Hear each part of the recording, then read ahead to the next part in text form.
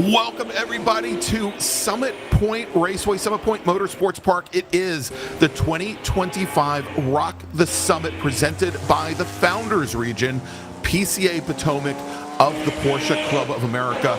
I'm Greg Ginsburg along with Brian Donati, and we're going to be bringing you a full weekend's worth of action here from the point, this beautiful 2-mile, 10-turn race course that, well, Brian and I call home.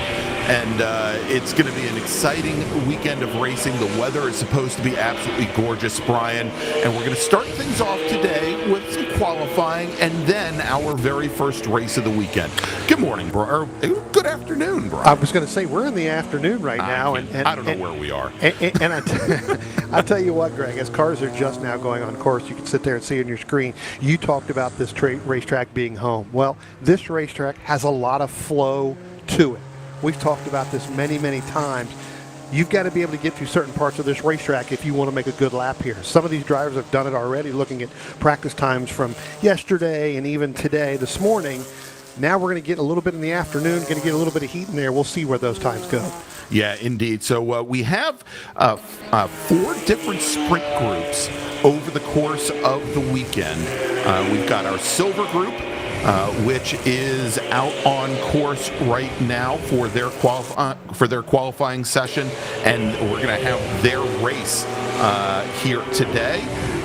Then we've got our green, blue, and red groups as well. So this is the vintage group, the silver group, and those other 3 groups, they'll have 2 races tomorrow with our action starting bright and early tomorrow morning around 9:45. But right now we're focused on this silver group. There's appear to have a couple cars still getting up to speed here, Brian, and we'll talk about some of the times for some of these racers that they've put in here today. Most recently, Corey Friedman in his 1995 Porsche 911 was the fastest of the group in the VGTX class, but we'll get the timing up here now as our racers are starting to cross the line. Yeah, I tell you what, Greg, these cars here, they went out, they were the first practice group of this morning, and then went out around 11 o'clock as well. So they haven't really endured the heat, and I say the heat, it's actually a lot cooler than it really is out there. It's in the mid-80s right now, but the track and you know, this track does absorb the heat pretty quickly, and this will cause some of these tires to go away. So you've got to be able to pick your spot where you want to go right now, get that qualifying time in. So we had one car just went by the start-finish line, and we had to look out the window here, basically shut that motor off is what it said. We'll have to take a look down at turn 1. It's that silver car right there. I don't know if he was able to get that started back up, but what ends up happening is this track, as you said, 10 turns, 2 miles. There's about 30-some cars out here right now, just around 30. It really does get congested, so you've got to find the open space to get that qualifying time. All right, and so again, these are 20-minute long qualifying sessions. We've got about 4 minutes in the books already, and we're starting to see our class leaders there up on the left-hand side of your screen. Again, fastest driver on track again here in this session so far, Corey Friedman in his 1995 993 chassis. That is in the VGTX class. Second fastest in the very large VO class, and that is for the racers that are driving some of the early 70s Porsche 911 chassis. Paula Miko from Fearless in the Kitchen, and I believe that bright green 911 chassis there just now coming into our screen, that might be Paula Miko. He's got a lap time so far of 1:23 flat, 1:23.038, just ahead and just a little bit faster than Jared Jacobs. Jacobs in a 1980 Porsche 911 SC, the yellow car that is out there. And then we've got Shane Cease in the 766 machine, another one of our green 911s. That's a 1976 chassis. And we'll probably talk a little bit more about Sean. He's going to have a busy September and October, I think, Brian. I think you mean Shane, but yes. Shane. Oh, yeah. Yes, I'm sure. I'm sorry, Shane. You are the reason, and we'll talk about this from his personal life too. You are the main reason for that. No. I know. If you weren't with us earlier in the year, then you'll know what we're talking about when we say that. And there's Shane right now coming underneath one of our 914s. Right. So, yeah, I mean, again, there's a lot of individuals here that have a lot of track time here, Greg, at this racetrack. So, looking at times right now, Corey Freeman in the practice at one point went 1:15.930. So you can see where the heat is really starting to build in. The fastest he's going right now is at 1:17.447. So, again, you can see, and again, now that we've got all these cars out here for qualifying, space is limited. Indeed it is. And this is, this track, as we said, it's 2 miles long, 10 turns. It is at its widest, wide enough for 3 cars.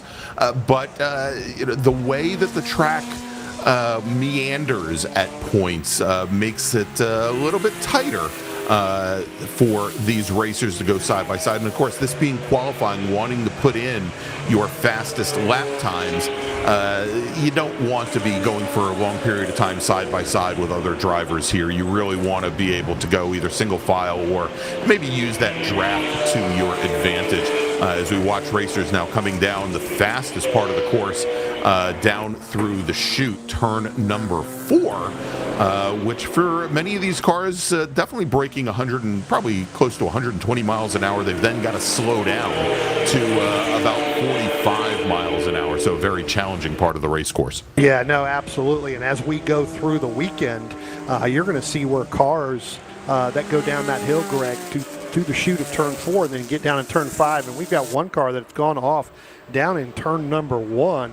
Possibly maybe some contact with the tire barrier there off the driver's right. So we'll see what happens there. And there it is sitting there.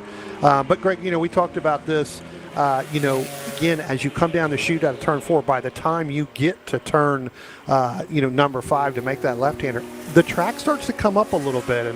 And as I say that, Greg, we are going to go to a black flag all. We're going to go to a WL black flag all, bring them in there for that vehicle that's down there in turn number 1. But the track right here in this screen, as you make that left-hand turn, that sharp left-hand, the track will start to kind of come up a little bit. And I don't mean physically come up. The grip will go away.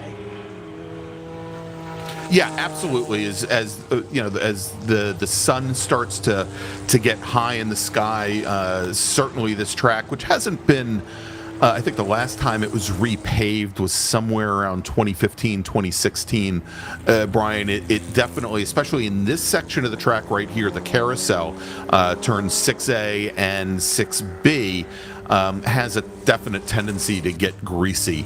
And certainly will limit lap times for qualifying, not as much as a black flag will, of course. Right, sure. But certainly will make things challenging when racers want to go side by side as well. As you can see, the racers a little bit off the pace. They're going to be shifting over as they come through turn 8 here, shifting over to the right of the track and then coming down the pit lane. So let's do this, Brian. We've got now only about 10 minutes left to go in this qualifying session. Well, this session is actually ended, Greg. So they're making everybody go after the right. So this session is going to end, unfortunately, a little early. So I think I know where you were going with the with the next call. So why don't we go ahead and do that just to get them up, because I don't think it's going to be a lot to clean up down there.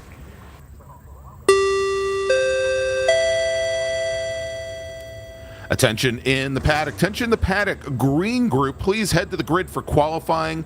Green group racers, please head to the grid. Your qualifying session is next. Yeah. Have taken these cars, put them back, ended their qualifying session. But as you were, talking about, and as I was talking about, when we get down into that turn 5, that track's, the grip really goes away, and that's really where you have to go through your car and make sure you have the right setup as the weekend goes along, because this track is going to get hot. Even in the 80s is still not a bad. We've seen it a lot hotter here. And then tire degradation will come into play, especially when we get to Sunday, when we get into our enduro sections.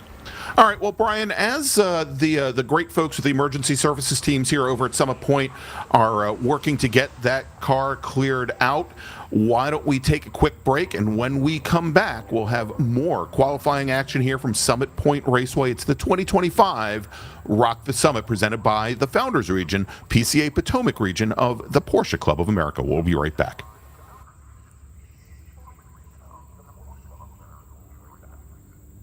Pirelli and Porsche have been a winning combination around the racing world for years. Pirelli is proud to bring that relationship to PCA Club Racing yet again in 2025. Make sure to see the guys from Frisbee and find the right Pirelli tire for your vehicle, or check them out on the web at frisbeeracetire.com. Pirelli powers nothing without control. When you pack up from the raceway and head home on the highway, remember that the engineering excellence Michelin strives for in racing is applicable to our passenger and light truck tires too. Michelin is proud to continue its national sponsorship of Porsche Club of America and Club Racing. Michelin, because so much is riding on your tires. Looking to decrease lap times on the track without an engine overhaul? GT Racing has a wide range of fiberglass and carbon fiber body panels, along with European Racing headers, exhaust systems to lighten your car and accelerate all the potential horsepower of your engine. Time for a change? Convert your 944 into a turbo or a 924 GT, or your 911 to a 911 RS, RSR, or 935. Talk with Joel at GT Racing. He'll help you choose the winning combination of lightweight Porsche parts and header systems to set you on the right track. GT Racing is your one-stop shop for your Porsche needs.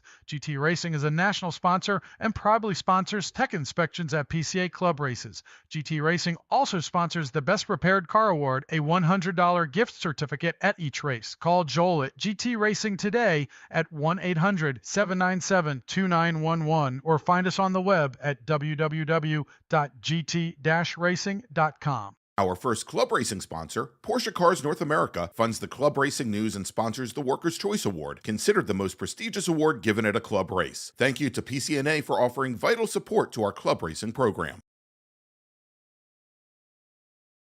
Founders Region Racing is comprised of dedicated PCA Potomac Founders Region members who have united to become a gold-level sponsor for 2025's Rock the Summit. We're proud to support this premier event for our region and thank the hundreds of volunteers, racers, crew, and spectators who make this event the best club race in the nation. As we say, it's not just the cars, it's the people. Here's to Rock the Summit 2025.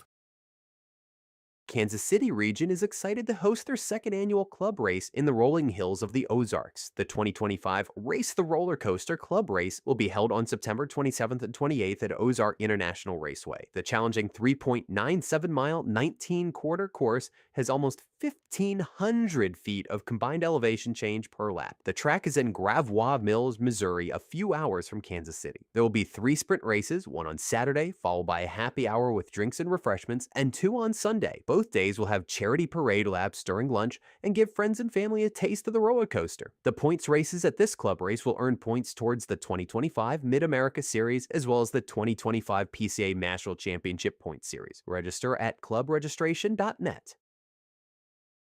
With almost 250 episodes and counting, Fearless in the Kitchen, a YouTube cooking channel by Paul Amico, is dedicated to sharing hints on cooking from the heart and head with ingredients from around the world. Paul's cooking is his passion and he wants to share it with you. Although there are recipes, Paul's emphasis is on creating from what you have on hand at the time as an inspiration and using old, new, and original techniques. Just grab stuff and make it work. That's where the name comes from, Fearless in the Kitchen. Paul provides ideas on variations of the dishes, but really hopes that you'll see opportunities to put your own twist and add the flavors and ingredients that you prefer. No fancy video effects or editing, just clear and easy to follow demonstrations, so come and join along on this voyage. Paul tries to post a new episode every Saturday and hopes that you enjoy. As a platinum sponsor of this year's Rock the Summit 2025, Paul's recipes will be featured at the Friday Volunteer Dinner as a thank you to the hardworking and dedicated volunteers who make this event possible.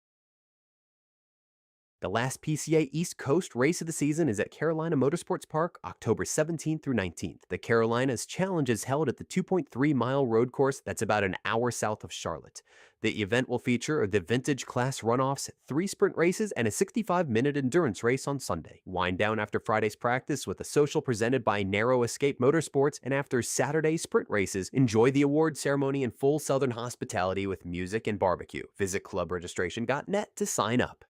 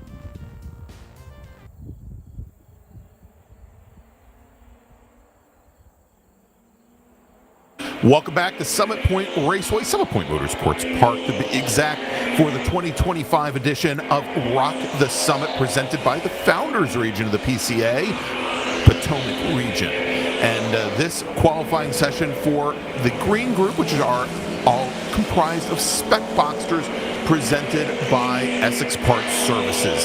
So Brian, after a little bit of downtime there, and nice little ballet by all the emergency services workers on track there. Good response for I think it was Franklin Prey who had the issues with his Porsche 911 down at turn 1. We're back to qualifying here, our second of 4 qualifying sessions today, and again, all spec Boxsters on their outlap right now. Fastest in our last practice session earlier today was Robbie Wilson in his 1997 Boxster. Turned in a 123.3. And so we'll be watching to see where everybody else finishes up here. Daniel Rubel, Jordan Applebaum were very close behind. Actually, they were separated only by 8/1000ths of a second in practice, with Hunt McMahon 0.2 back from there, but about 1.6 seconds separating our top 4 drivers. Yeah, I tell you what, Greg, and when they came off of pit road and went down the front stretch, you could see them maneuvering, as it looks like we got one car there that's going to go off a little bit in turn number 10. He's going to get back on, but actually that's going to be Lawson Wilder in that 16 machine. So Lawson not able to make that turn, but you could see them jockeying for position, trying to get in line, because this is a group here that at Summit Point, they will use that draft coming out of turn number 10. Yeah, indeed. I mean, the front straight here, you can see from the shot how long it is. As you come out of turn 10, it's close to 3/4 of a mile from the exit of 10 all the way down into the braking zone of turn number 1. So that draft is crucially important, and what you want to do as you come through turn 10 is, maybe if you're the trailing car, have a little bit of a run on the car ahead, not necessarily be right on their bumpers. You come up the hill and underneath that Toyota bridge, you don't want to end up having to check up as you go into turn 10. You want to carry as much speed as possible down that long front straight. Yeah, no, absolutely, Greg. I mean, the lap to get here is really starts coming out of turn 10, right? Coming up underneath that bridge. If you can get through turn 10 pretty quickly, that's going to help you set up to get all the way down this front stretch down into turn number 1.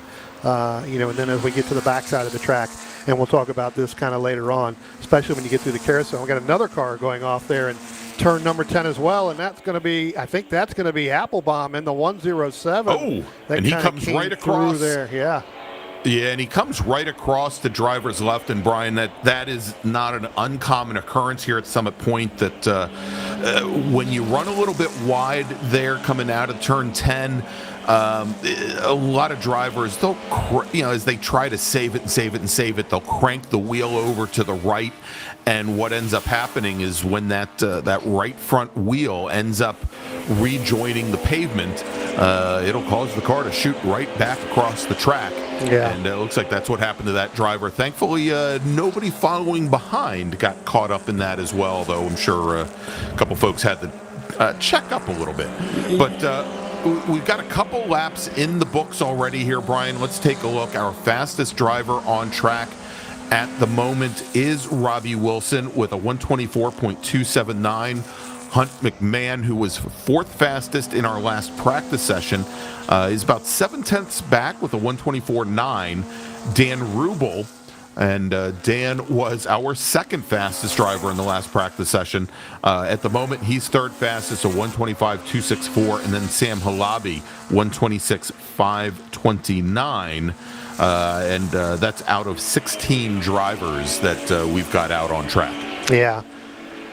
Yeah, you know what, Greg, you look at these, and again, that's the second car that have gone off in turn number 10 consecutively, right? One right after the other, and you're right. Good thing there wasn't anybody around, and pretty much hard checkups in there to kind of go around Jordan Applebaum. Still sitting down there, looks like trying to get it moving. I'm not sure if that's going to move or not, but you see a lot of tiptoeing now coming through turn 10 as they're going to come down and put an emergency vehicle down there to remove Jordan Applebaum's car. out of that way. It looks like with a little bit of hot pull, but it just seems like turn 10 right now doesn't have the grip that they may have had early this morning because of the heat and the sun. That starts to really bake down there, and that ends up being a problem. All right, so as we now have, again, sitting up at the top of the leaderboard, Robbie Wilson, Hunt McMahon, Dan Rubel. Dan Wilder just turned in his fastest lap of the session on lap number 3. He's at a 1:25.836, and then only 0.06 of a second back from there, William Calcagno with a 1:25.896. Ryan Farragut with a 1:26.256. Yeah, Ryan getting pretty quick here in this Spec Boxer class. We've seen it over the last couple of events that we've done, especially in New Jersey. Ran really, really well in that number 29 machine, in that orange and bright green tires. You can definitely know when Ryan's coming around because those tires are the brightest green I think I've ever seen on a car that's there. But Ryan getting really fast, getting really, really comfortable in this car right now this year. So look for some good things out of Ryan this weekend. See, they're trying to go side by side. I believe that may be with Hunt McMahon trying to go through, trying to get space. Again, we've talked about space actually coming through turn number 3 now. But, again, trying to get as much space as you can to try to get that pretty quick lap.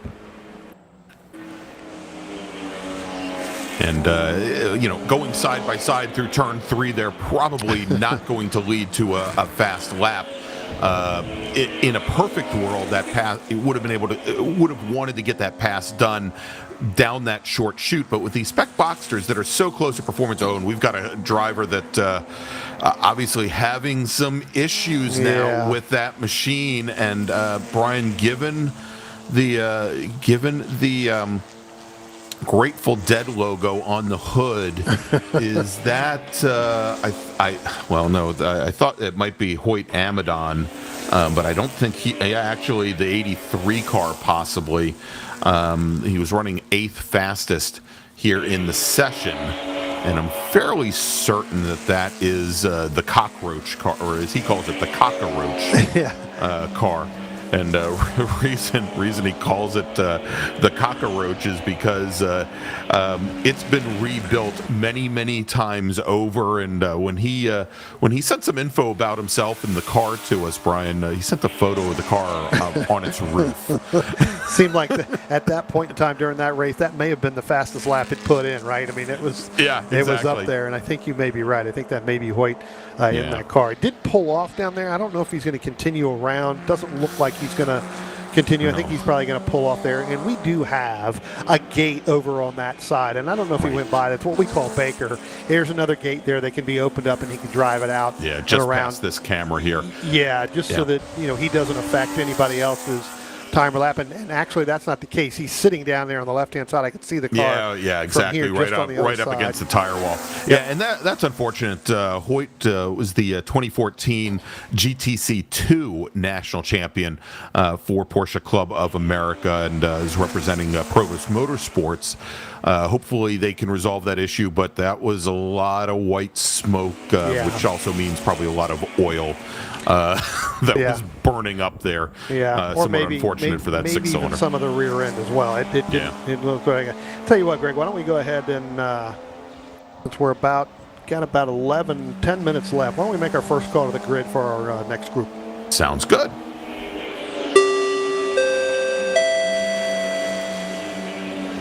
Tension in the paddock. Tension in the paddock. First call for the the blue race group. Please head to the grid. Blue race group, please head to the grid. And Brian, since we're just about halfway through this qualifying session, why don't we take a break and thank some of our partners and sponsors that are bringing you all the action here from Summit Point Raceway in the 2025 Rock the Summit.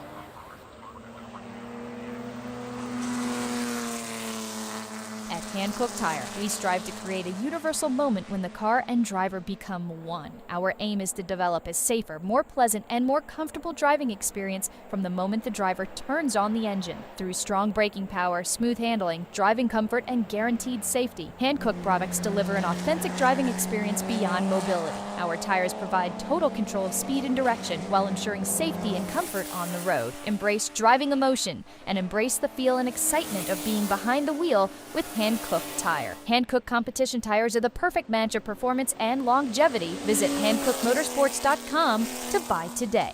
OG Racing has been a national sponsor of PCA Club Racing since 1998. Headquartered in Sterling, Virginia, and staffed by PCA members and club racers, OG Racing has always carried the industry's best in racing safety equipment and performance parts. The best products from manufacturers like Sparco, OMP, Alpine Stars, helmets from Bell, Stilo, Rue, brake pads from Performance Friction, Paget, and Hawk, just to name a few, and are always in stock and ready to ship from their 12,000 square foot warehouse. Give OG Racing a call or visit them at www.ogracing.com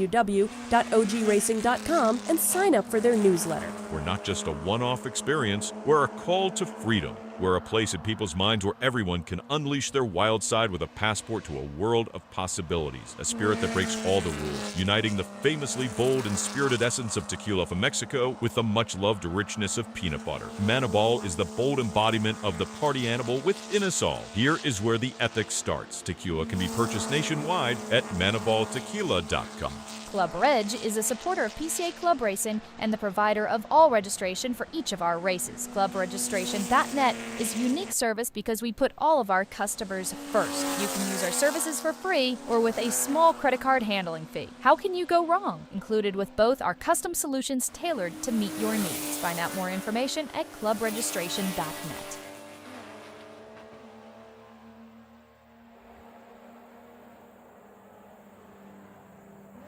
Welcome back to Summit Point Raceway. It's the 2025 Rock the Summit presented by the Founders Region of the Porsche Club of America, PCA Potomac. This qualifying session for Spec Boxster brought to you by Essex Parts Services. I'm Greg Ginsburg along with Brian Donati, and let's not forget our good buddy Jordan Worth, who's bringing you all the great views of this weekend's action from Summit Point Raceway. He, like Brian and I, is a lover of Summit Point Raceway. Heck yeah, he is. I'm telling you, this is a great flow. And you know, we've got that standing yellow, and I think that could be for that Hoyt machine that's down there. I think this, because they could be removing it. I'm not saying it was behind the ticker there. They could be getting that removed with about 7 minutes left to go, and I believe he still may be sitting there. So, Yeah. again, right, just showing that that standing yellow flag, just to let the drivers know what's going on. Doesn't look like, Greg, we've had too much, maneuvering at the top, other than, the Robbie Wilson and that 029 machine still sitting at top with that 123.7.01. Daniel Rubel in second, Hunt McMahon in third, and then Ryan Farragut sitting there in fourth with Lawson Wilder, who at the beginning of this event, this session, went off in turn 10. So was able to get those tires cleaned off. And now Lawson Wilder sitting up in the fifth position right now for qualifying. Hey, want to welcome somebody to the PCA Potomac chat, Brian, that I think we both know. Mark Rougeau, long-time IndyCar starter, also a racer in another regional series that we see many times at Summit Point Raceway. Welcome, Mark. Want to thank you for joining us on the PCA Potomac channel. And then we've got Kenneth Larson, who says, "Let's go racers. Have a great qualifying." So I want to thank everybody for joining us here on both the PCA YouTube channel as well as the PCA Potomac YouTube channel, as we've got now just a little bit more than 5 minutes remaining in this Spec Boxster qualifying, where Robbie Wilson, Daniel Rubel, Hunt McMahon, and Ryan Farragut are your top four. Farragut just resetting his personal best. Yeah, went a little bit faster there, and so again was battling earlier on with that 56 machine, and now he's pulled away a little bit, and so now he's got that clean lap. So good to see Ryan go on the 9th lap go his personal best. as he now comes down pit road. So I think once he got the word that, hey, that's your personal best, let's not go any further, decided to pull it off there and come down the pit lane. Stop while the going's good, huh? Right. Well, you know what happens? It's always, your fastest lap is always the one right before. No, don't say that. So he decided to say, you know what? I'm going to let this thing breathe and let it relax a little bit. And don't jinx that. I think Hoyt Amadon could have used that. Could have used that advice 10 minutes ago. This should have came in. Let's see. Hoyt ended up getting 4 laps. Probably should have pitted on lap 3, right? 3, exactly. And now that I say that, Ryan Farragut now going back out. So I think they just brought it down. Wanted to check how much these tires are building up, Craig. I think, we've seen a lot of that, especially in this group, where cars have come down the pit lane to their crew. They've gone through, and I can see out the window here where they're looking at tires. So probably wanting to see exactly how much they're building up, in that 9, 10, 12 lap range. Because, again, these guys are going to have some sprint races in going through. These guys don't race until tomorrow morning. But, again, getting the factor of how much are these tires really, kind of expanding, so to speak, where they, as the day gets gone. And we're now receiving the checkered flag here. So the checkered flag for this group, Greg, is now out. All right. So, of course, the last flying laps here will count. And we will see here is, there you go, flag is in the air right behind our ticker there. And as racers start to come across the line, we'll get some of their qualifying times. Of course, Robbie Wilson at the moment leads the pack with a 1:23.701. That's 0.7 of a second up on the rest of the field, with Dan Rubel at a 1:24.398. Hunt McMahon just crossed the line. He did not improve. He's got a 1:24.881.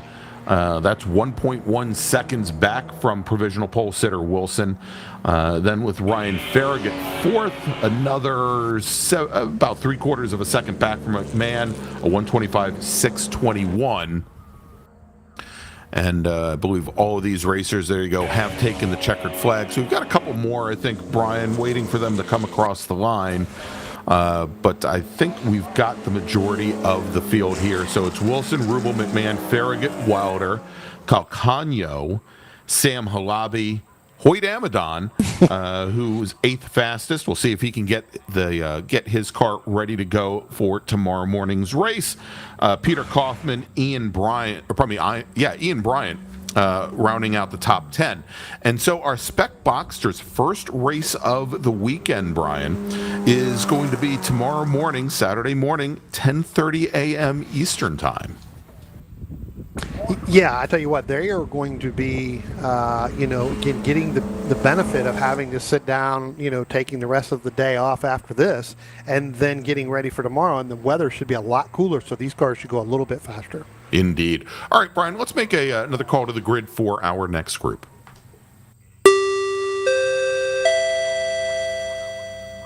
Attention in the paddock, Blue Group racers. Your qualifying session is next. Please start heading to the grid. Blue Group racers, please head to the grid. And with that, Brian and I, we're going to take a quick little break. And we're going to thank some of our partners and sponsors personally, Brian. And we'll be back with more qualifying action from Summit Point Raceway in just a few moments. It's the 2025 Rock the Summit. Please stay with us.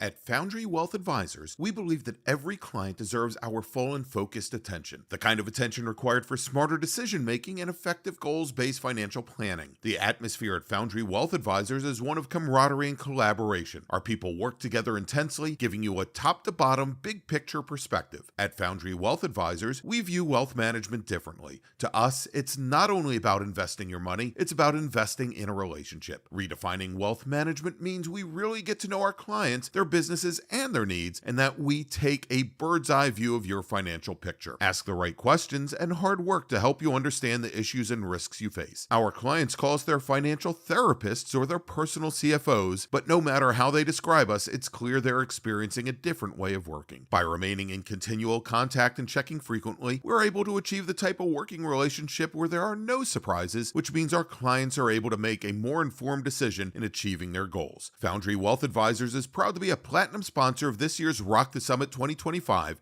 and we thank all the volunteers, racers, and crew for their participation. Maverick Region PCA is excited to announce their Eagles Canyon 2 Club race on October 11th and 12th. They will be racing the counterclockwise 2.7-mile course with 15 turns and over 200 feet of elevation change. All races have points towards the PCA National and Mid-America Championships. Expect 2 practices, qualifying, and a 30-minute sprint race on Saturday, and 2 additional sprint races on Sunday, one 30 minutes long and one 40 minutes long. Podium-winning trophies for race classes with a 4+ car count and additional awards will be presented at the Saturday evening banquet at the Over the Top Bar and Grill at Eagles Canyon Raceway. Register today at clubregistration.net. The Aaron Levitas Foundation was founded to prevent sexual assault by educating youth about boundaries, consent, and empathy using restorative approaches. Our mission is to reduce the incidence of sexual assault and help those who have experienced it heal. If we can stop sexual harassment early, we can reduce sexual assault and rape. To learn more about our many programs and initiatives, please visit our website at aaronlevitas.org. The Aaron Levitas Foundation is honored to be the charity partner for this year's Rock the Summit PCA Founders Region Club race. We thank all the racers and volunteers for helping support our cause. Please check out our auction in person or online by scanning the QR code. All monies raised help support our mission.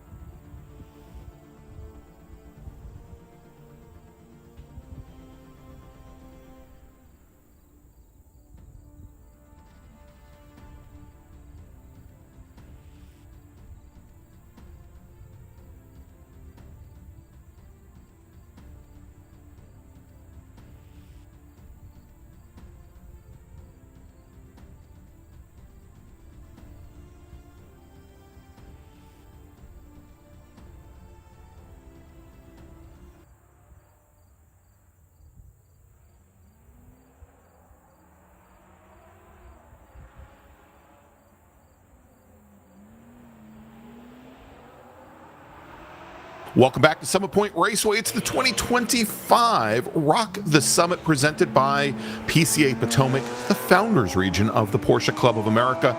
I'm Greg Ginsburg along with Brian Donati, and next up, Brian, is our Blue Group qualifying for our G through J classes, SP 1 through 3. We just had Spec Boxster, now we've got Spec Cayman SPC, and we've got GT5 as well. And this qualifying session brought to you by clubregistration.net. If you are going to attend a Porsche Club of America event, you need to get to know clubregistration.net. They handle all of those events. And so in our last practice session, Brian, for the Blue Group, let me go and take a look. Our fastest driver on track, we saw him a little while ago in the Silver Group in one of his two chassis. Now we've got in his 2010 997 chassis, Franklin Prey, driving in the J class. He was the fastest driver with a practice time, of 120.305. Ken Agna was your second fastest driver. He's in the SP3 class in his Porsche 944 S2. He turned in a 122.244. Greg Rochik with his SP3 machine, also a 944 S2. He turned in a 129.116. And Kenyatta Jenkins running in the H class in a 996 chassis, 911, turned in a 123.681. We had 28 drivers across multiple classes out for practice. We'll get the qualifying times here as our drivers are trying to, I think, jockey for position a little bit and get that first flying lap in. Yeah, no, I was going to say, Greg, you're exactly right. They're trying to jockey to get in and out of positions here to let some of the other cars in the other classes go, but it really gets congested and tight when that happens. And what ends up happening is you end up throwing basically a lap and a half away, right? And so It's kind of like get out there, get going right away when you can. And if somebody comes up to pass you, again, just qualifying, let them go. You're not going to do any good by trying to make a pass if they're not in the class. And this is where, and we'll talk about this really tomorrow when these guys come back for their race as well, is when you get that multi-class racing, you've got to know who you're racing against and you got to know who you're racing with. That is absolutely key. Now, just because you've got racers in different classes doesn't mean they may not be setting, not only setting similar lap times, Brian, but I think most importantly is that they're carrying speed in the same places here. As it appears that a lot of these racers now have set up a nice little gap to be able to do that. Of course, the couple of racers up at the front of the field, and I believe all these racers were sent out based on those last practice times. And so Franklin Prey, he's all by himself at this point, with nothing but about 3/4 of this track ahead of him, and then Ken Agna then about 25-30 car lengths back from there, also with a lot of clean air to work through. It's this pack right here where, if the second or third car in line thinks, I might be able to carry a little more speed through the carousel than the car ahead, then, as we see here going down under braking, where one of our 944s was a little bit stronger on the brakes than the 911 ahead, that may lead to some consternation between drivers, we'll say. Yeah, no, absolutely, right. It's where do you go, where do you not go, when do you go, when do you not go, right? So that's, and that's a product of a small short track. Most of these drivers, or some of these drivers, were with us when we were out at Road America a couple weeks ago, and they had all of that room, and you knew where you were going to get by. Here, it's 4 miles to get by. Yeah, correct. Right here, you have less than 2 miles, if you think about it, to get by. So you have to use that, strategically in order to place it. And we were talking kind of up here and talking a little bit earlier, as I was with some of the drivers. It's really about how you get out of turn number 10, right? That's really what happens when you come down that front stretch to get into turn 1. That's either going to get you by that other car or not get you by that other car. Then you got to tuck back in line. So Yeah, indeed, and one of the things that Brian, you and I, who've covered many, many races over the years here at Summit Point, always talk about is the flow of this racetrack. As cars come now under braking into turn 5, they're going to have to set up for the carousel, which is really one big, long, flowing corner. And if you get it right, you put in really just one steering input, and the goal and the key is to be able to continue as you come through this section here and through turn 7, continue feeding more and more throttle in, so that by the time you come out of turn 8 and you get the shift done maybe a little bit early because of the crown and the pavement right there, that you're able to carry speed and you're full throttle until you come and have to maybe brush off a little bit of speed under braking going into turn 10, and that way again carry as much speed as you can onto the front straight. But it's that coming out of turn 5, it essentially starts what is really the longest straight at Summit Point. It's not this right here. That is correct, Greg. This is not the considered the longest straight. That really starts back at where you were talking about, is going through turn number 5 and then picking it up right here in the middle, kind of coming through 6 and what we call 6 and 6A. That's really where the longest straight of the part. You want to be on that throttle, as you just talked about. So throttle modulation is a huge, huge factor trying to get through there, because you don't even want to touch the brakes or come off that throttle really until, as you said, get down into turn 10, and maybe that's ride the brake a little bit and let the nose of the car set, and then make that right-hand turn through turn 10. That's going to be the ultimate lap that you're going to want to do. So right in here is key. If you can get that car to handle through here and stay on the throttle as much as you can, that's going to give you that fastest lap, and it's going to give a lot of drivers a lot of personal bests and top of the speed charts. All right, so let's start breaking things down. We're doing it as it looks like Franklin Prey has just decided I've got pole, or at least I think I've got pole, and I'm coming down the pit lane. He's going to call it a session. And, of course, this group is going to have their first race of the weekend tomorrow. When the blue group goes out, they're scheduled to have their first race of the weekend at 11:10 tomorrow morning. But we're going to go break things down a little bit by class here, where Franklin Prey, again, your fastest driver at this point, has a 120.523, and as we said, we expect him to stand on that for the rest of the session. The only other J-class racer out there today in his 2009 Porsche Cayman was Stephen Corrali, turned in a 124.740, so almost 4 seconds separating them. Oh, big lockup there. You can see the tire marks coming down the hill there when the rear end got very, very loose just ahead of, I think, Ken Agina. We'll get the number on that car if we can. I think that was the gray 341 of Connor Henderson, who had just turned in his fastest lap, I think, trying to push down a little bit more. But if we go into the I-Class, Dan Matthews in his 997 Carrera has turned in a 124.2. That is about half second up on Sam Amano in his 2014 Porsche Cayman. In the G-Class, David Nissenbaum in the number 411, the white and orange Boxster, turns in a 123.97. And Brian, that's only a tenth faster than Jordan Simon. James Clemens is about 3/4 of a second back from there. And I think that we just saw the 944 pit in. Brian, if you could tell me this, coming onto the front straight now is a light gray 944, and that might have been I might have gotten that wrong. That might be Henderson. Yeah, I think that went through there. We'll be able to look down in through here, coming down here he into comes turn right number now. 1 right there, I believe. Yeah, that is Connor Henderson. So I got the wrong gray machine picked out. We'll figure out who it was who brought his 924 in the pit lane. I'm sure Connor has probably locked it up too down in there anyway. So at some point in time. If he doesn't do it now, he'll do it at the after party tonight. Anyway, let's take a look at some of our other classes here.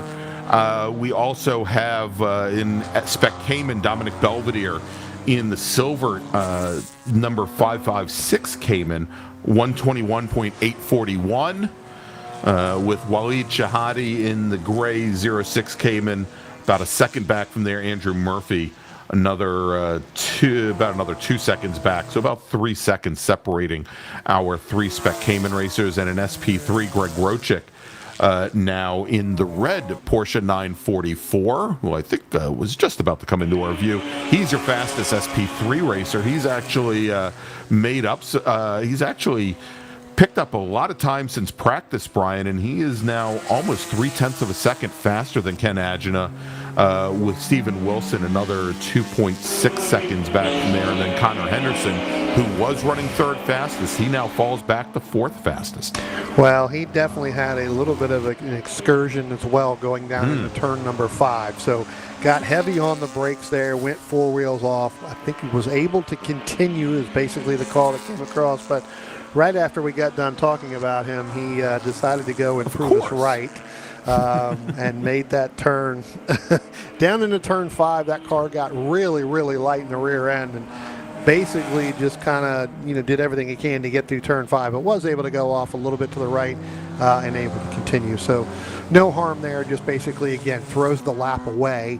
And then you have to regroup to get another lap, because it takes you, if you go off anywhere, and Greg, you know this as well, if you go off anywhere on this racetrack, it's going to take you another full lap to get back up to where you were, right? Indeed. Cleaning off the tires. And even if you don't go completely off, you're still going to use that other lap. So it should be okay there. All right, Brian, well, let's do this. Let's make a first call to the grid for our last qualifying session of the day, and then we'll take a quick break. Thanks to some of our partners and sponsors.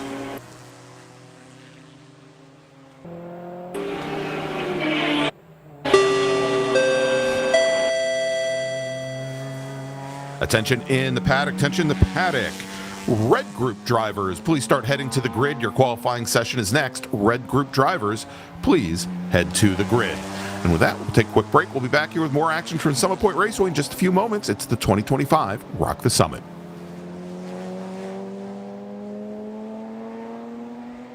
OG Racing has been a national sponsor of PCA Club Racing since 1998. Headquartered in Sterling, Virginia, and staffed by PCA members and club racers, OG Racing has always carried the industry's best in racing safety equipment and performance parts. The best products from manufacturers like Sparco, OMP, Alpine Stars, helmets from Bell, Stilo, Rue, brake pads from Performance Friction, Paget and Hawk, just to name a few, and are always in stock and ready to ship from their 12,000 square foot warehouse. Give OG Racing a call or visit them at www.ogracing.com and sign up for their newsletter. About to hit the track without coverage for your car? Buy HPDE insurance in minutes at LockedInMotorsports.com. Whether you drive a 911 or a Boxster, protect your car against physical damage during HPDE and track day events with HPD insurance from Locked In Motorsports, administered by Locked In Affinity. Coverage includes modifications you've done to your car, 2 drivers at each event, demonstration laps your instructor drives, and more. Worried about the trip home? Locked In Motorsports also offers off-track insurance for your non-licensed race car or track car while in transit, in storage, and in the paddock, plus options for your trailer, equipment, and tools.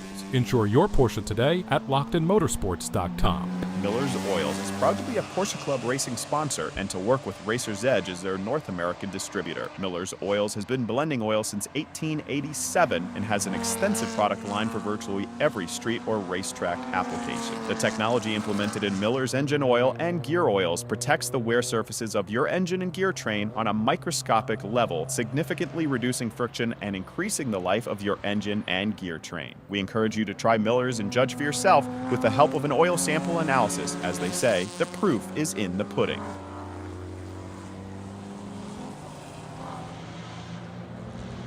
Welcome back to Summit Point Raceway, the 2025 Rock the Summit, presented by the Porsche Club of America and the Founders Region, PCA Potomac. I'm Greg Ginsburg, along with Brian Donati, and we are deep into our blue group qualifying session right now. Only a little bit more than 5 minutes remaining. Fastest driver in the session to this point, Franklin Prey, in his J-Class 997 chassis. He decided to call it a session, as have a number of our other racers as well, Brian. And wanted to just mention, there he is coming down the front straight. That is Sam Mamano coming down the inside. Mamano is racing in in the I-Class in his 2014 Cayman, actually the fastest driver in the I-Class currently. No, he does not have emergency flashers on. No, he is not a police car. Those are the LED driving lights that he has on. But you want to stay clear when he's coming through. He is a 5-time PCA national champion in the G class.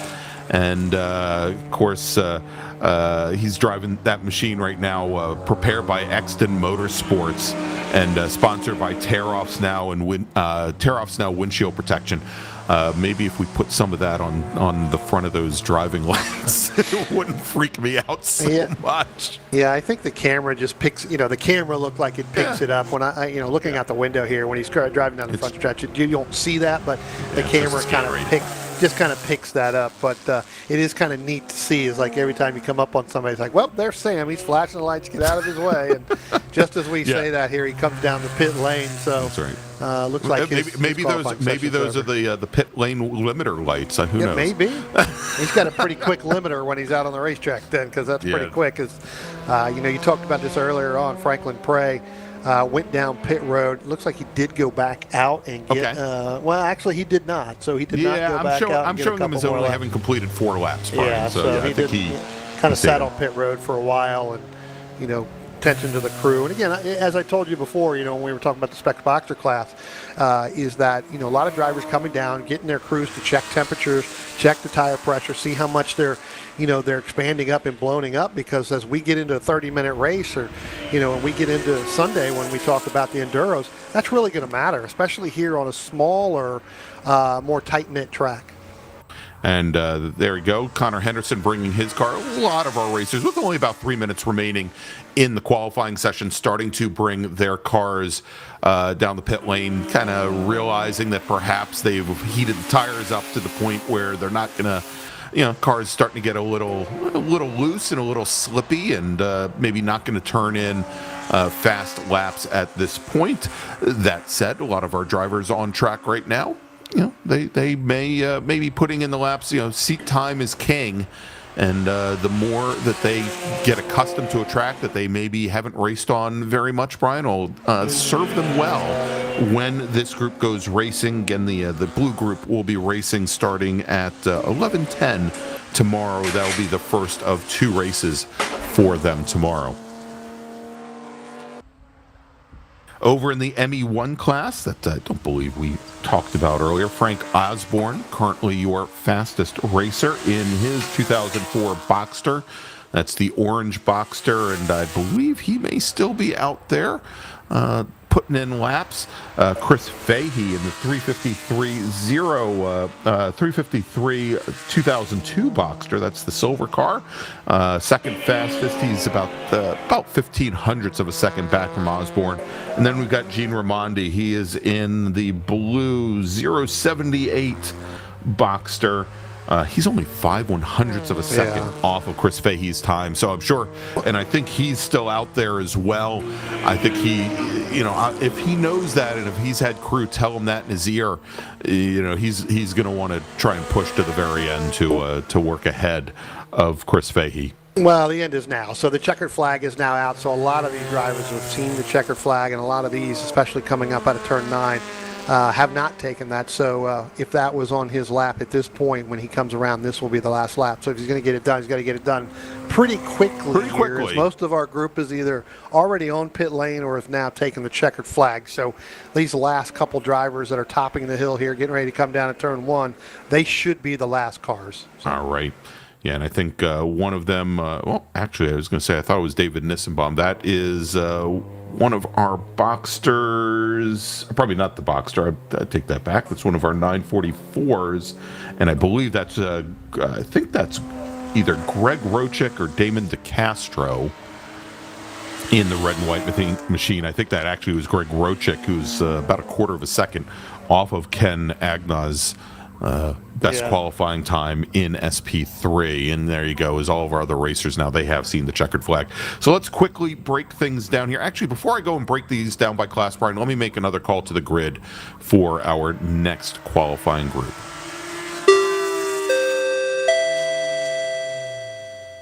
Attention in the paddock. Attention the paddock. Red group drivers, please head to the grid. Your qualifying session starts in just a few moments. Red group drivers, please head to the grid. All right, so if we break things here down by class, we'll start off with the fastest driver in the session. That was Franklin Prey in the 777 J-Class 997 chassis. He had a time of 120.523. Stephen Corrali, the second fastest driver in J, with a 124.740, so about 4.2 seconds separating those drivers. Sam Amano in the emergency vehicle, in his 2014 Porsche Cayman S, turns in a 123.795. That was 0.4 of a second faster than Dan Matthews in his 2008 997 Carrera. In the G-Class, David Nissenbaum in his Porsche Boxster S sets down a 123.975, a tenth faster than Jordan Simon, and then 0.75 of a second back from there is James Clemens. In the H-Class, in a 2008 997 chassis 911, Ryan McGrath turns in a 121.624. That's a second up on Kenyatta Jenkins in a 996 chassis. Terrence Judge turned in his fastest lap on lap number 12, his last lap of the session, a 122.853, and then Mark Salvador, fourth fastest. In Spec Cayman, Dominic Belvedere with a 121.841. He turned in his fastest lap, Brian, and then he said, I'm done. Waleed Shahadi, your second fastest driver, a second back from there, another 1.2 back to Andrew Murray. In SP3, Ken Agnall with a 121.452. For a while, Greg Rochik held the fastest time. Rochik pitted in after lap 5. Agnall ran all the way to the end of the session, and he beats out Rochik by 0.25 of a second. Steve Wilson, third fastest in a 6-car class. And in ME1, Frank Osborne, your fastest driver, 0.16 of a second the advantage over Chris Fahey. And Gene Raimondi did not improve, Brian, and he finishes just 0.05 of a second back from Fahey, 0.21 of a second separating our three ME1 drivers. So we're going to take a quick break. We'll be back here with our last qualifying session of the day, and then we go racing here at Summit Point Raceway. It's the 2025 Rock the Summit. Stay with us.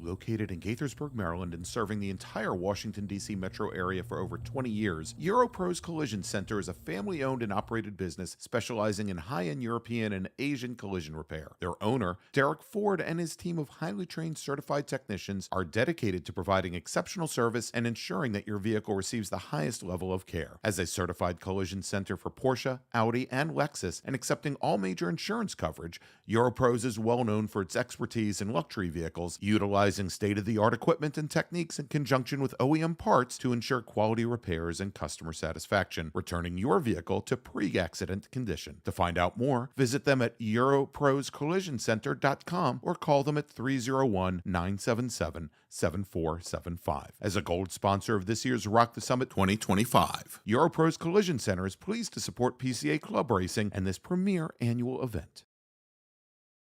The Carrera of the Americas on November 22nd and 23rd at COTA in Austin, Texas, is the final PCA Club race of the 2025 season. Hosted by the Hill Country, Lone Star, and Maverick regions, the Circuit of the Americas, a Formula One venue, is a 3.4-mile, 20-turn track and is one of the most challenging in the United States. There will be 2 race groups contesting for the final season points toward the 2025 PCA Club Racing National Point Series and the 2025 Mid-America Championship Series. This event is limited to just 100 racers. To mark your calendars for registration, open October 6th at clubregistration.net.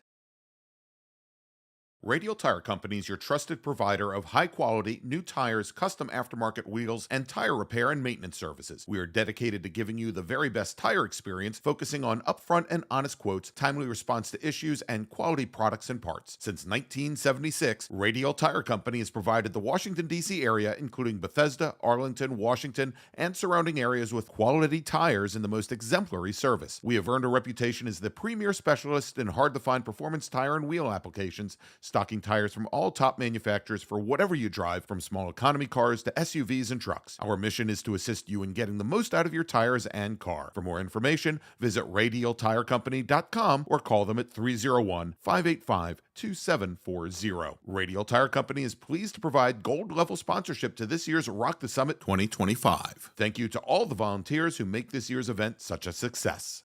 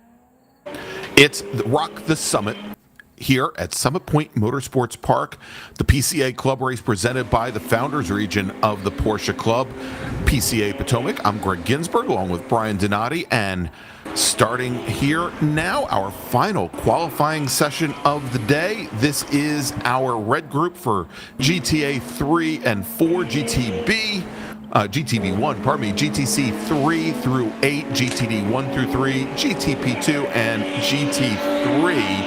And as they went out earlier today, Brian, our fastest racer in the GTA 3 GT3 Cup car with a 1:08.935, Corey Freeman, Michael Levinas in his 992 Cup car turned in a 1:12.922. He's in the GTA 4 class, in the GTA 8 class. Joseph Viola turned in a 1:06.861, also in a 992 Cup car. And Brian, as we say at each one of these PCA events, these are the big boys, all the Cup cars. These are the fastest guys, and turning in times in. And did I say he turned in a 1:08? That's not right. That was the speed that he was running. But he turned in a 1:12.7 up at the front of the field, which is, oh my gosh, smoking fast around a 2-mile race course here. These racers are all incredibly fast. It's about 20 seconds or so separating the entire field. But the guys right up at the front running anywhere from mid 112s to like 116 or so. I mean, they are just absolutely fast as can be. And you see here is they're, I don't know, maybe they think it's Formula One qualifying. You see a couple of them trying to scrub tires in a little bit, try to get some heat in the rubber. And they're going to come just blasting through turn 10. If it were me, I'd be on it right about now.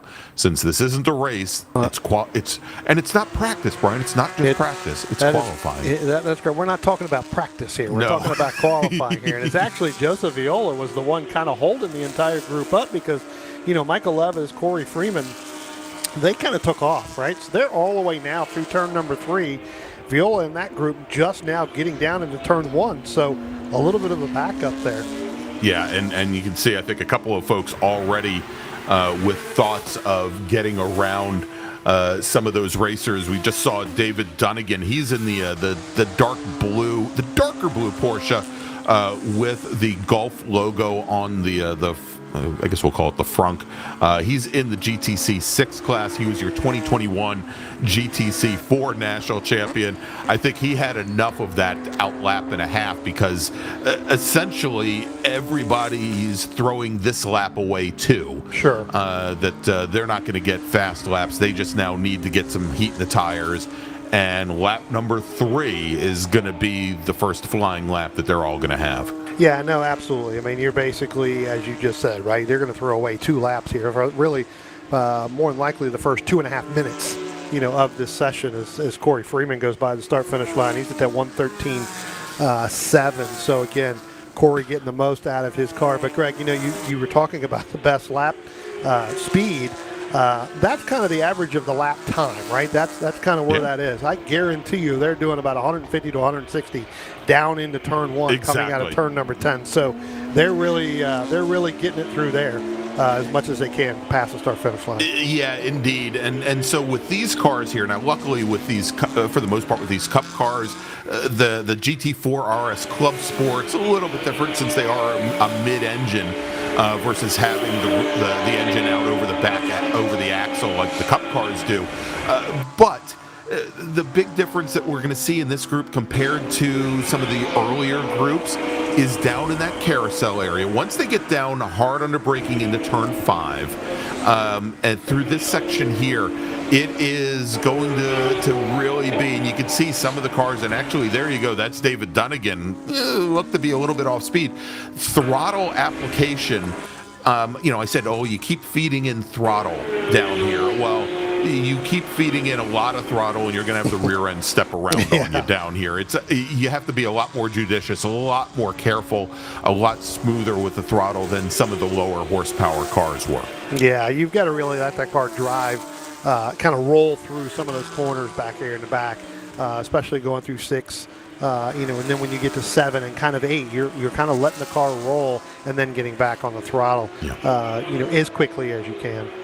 All right, so there you go. We've got it's like the battle of the golf cars. There is we had Dunnigan and one of our other machines. I think right on track. Behind Dunnigan is Jack Coster in the 573. Both those drivers are in GTC 6. Both driving fairly recent 991.2 chassis cars. Oh, As we've got another Golf machine going wide and going off. Or probably that's a Martini liveried machine. I'm sorry. And Brendan just told us it's the 2023 Porsche 963 prototype livery from Le Mans there that just went off. But it kind of has the Martini stripes on the front there. I think that's the one that we saw when we were at Road America. They were all really impressed that knew exactly where that livery came from. So well. Seeing that we have the same guy here, we've got Brendan Kazmarek in our ears to let us know that'll do it. All right, John Coster in that 573 there. So that was the car that kind of went off there, able to continue. And Greg, as we talk about it. Look, there has not been any rain here in this area for quite some time. Significant rain for quite some time. This grass is really, really dry. So even though you go off, it's not like, you're going to lose it, obviously, but you can continue and get back on pretty quickly, and the tires will clean themselves off relatively quickly. You're not really going to lose 2-3 laps trying to get the stuff off of the tire because it is so dry and the grass is so low. All right, we're just watching, and as they come down into into turn 5 here, Rami Farid directly behind Steve Garrison. Farid in that blue with orange hooded GTD2 class GT4 Club Sport, and the Cayman S of Garrison in GT3 class. And this is, I think, the very first time that probably not the first time, but Garrison ran earlier this season, both at VIR and also at Lime Rock. And I think worked his way up to 5th overall in this group at Lime Rock. So a good run for him. Farid out of New York City. Actually, at that same event the event at VIR actually set the GTD3 track record. There at VIR is just had somebody run through the grass there. And we haven't gotten a lot of rain at Summit, Brian, in the last couple of weeks. Middle of the summer, there was, as you know, good stretch of time where the place had been saturated. But I think the last time we really had a good rain at Summit was, probably mid-August? Yeah, well, and that was kind of just a quick rain shower, I think, towards the end, right before or right after Labor Day, I think. So maybe a week ago. But it hasn't rained here in quite some time. Heavily, as we got a waving yellow down there in turn number 5. So looks like we may that could very well be where that dust cloud started off from, because just out of our view here, and just past where these cars go through the frame, there is a very large area with no grass and nothing but dirt, and that big dust cloud that we saw might have actually just drifted all the way across the big island there in the middle of the carousel. Yeah, well, there's either probably a car in the middle there, or it could be up against that tire barrier on the left-hand side, Greg, where there is room to put a car there, and still get through that corner. And I think that could be the reason why we have that waving yellow. Not sure, because we really can't see, but not sure if somebody's on the inside there, driver's right, or up against that tire barrier, being that it was a waving yellow. So obviously there is something going, which, again, what's going to end up doing is, with about 10 minutes left to go, depending on how long that is there, look, that's going to slow. That's the fastest part of the racetrack that we kind of talked about earlier on, getting through the carousel and getting up through here, turn number 9 and up the hill down into 10. So, all right, so let's take a look here, Brian, as we're about halfway through this session. Let's, I think, make a call to the grid for our very first and only race group today, and then we'll take a quick break.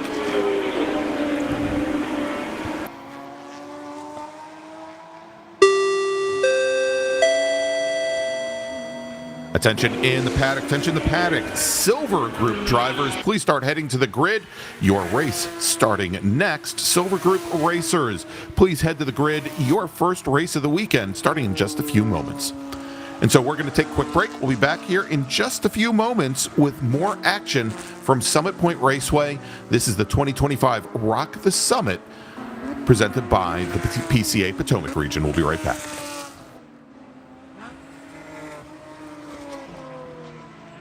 Pirelli and Porsche have been a winning combination around the racing world for years. Pirelli is proud to bring that relationship to PCA Club Racing yet again in 2025. Make sure to see the guys from Frisbee and find the right Pirelli tire for your vehicle, or check them out on the web at frisbeeracetire.com. Pirelli powers nothing without control. Based in New Jersey, Precision Motorsports, or PMR, is a supporter of club racing and a new national sponsor for 2025. From the latest Cup cars to 944 racers, PMR has supported them all here at the track. True experts in their craft and dedicated to performance. Find them on Facebook at Precision Motorsports. New for 2025, Isringhausen will be sponsoring the GTD 1, 2, and 3 classes. Our group here at Club Racing are thrilled to have them on board. Over the past 30 years, Isringhausen has become synonymous with quality vehicles and superb service. The Isringhausen way of doing business has been one of offering excellent products at fair prices, coupled with service that goes above and beyond what anyone would expect from a typical car dealership. We believe that good service is comprised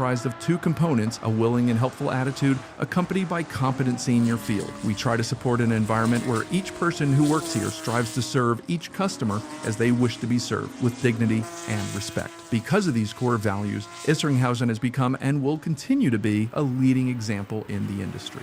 One of our latest partners, Track Day Tire, is happy to be supporting Club Racing through their Toyo, Hoosier, and Michelin tires. Use the code PCACR for a discount at checkout. The TrackDayTire.com team is passionate about helping our customers extract the highest level of performance from their vehicles on the track. Decades of on-track experience has taught us purpose-designed track-use tires are arguably the single most important vehicle component that influences driver confidence to obtain maximum vehicle performance. Making it easier for our fellow track day enthusiasts to obtain confidence-inspiring tires is our goal. We look forward to providing you access to the best prices and customer support in the industry.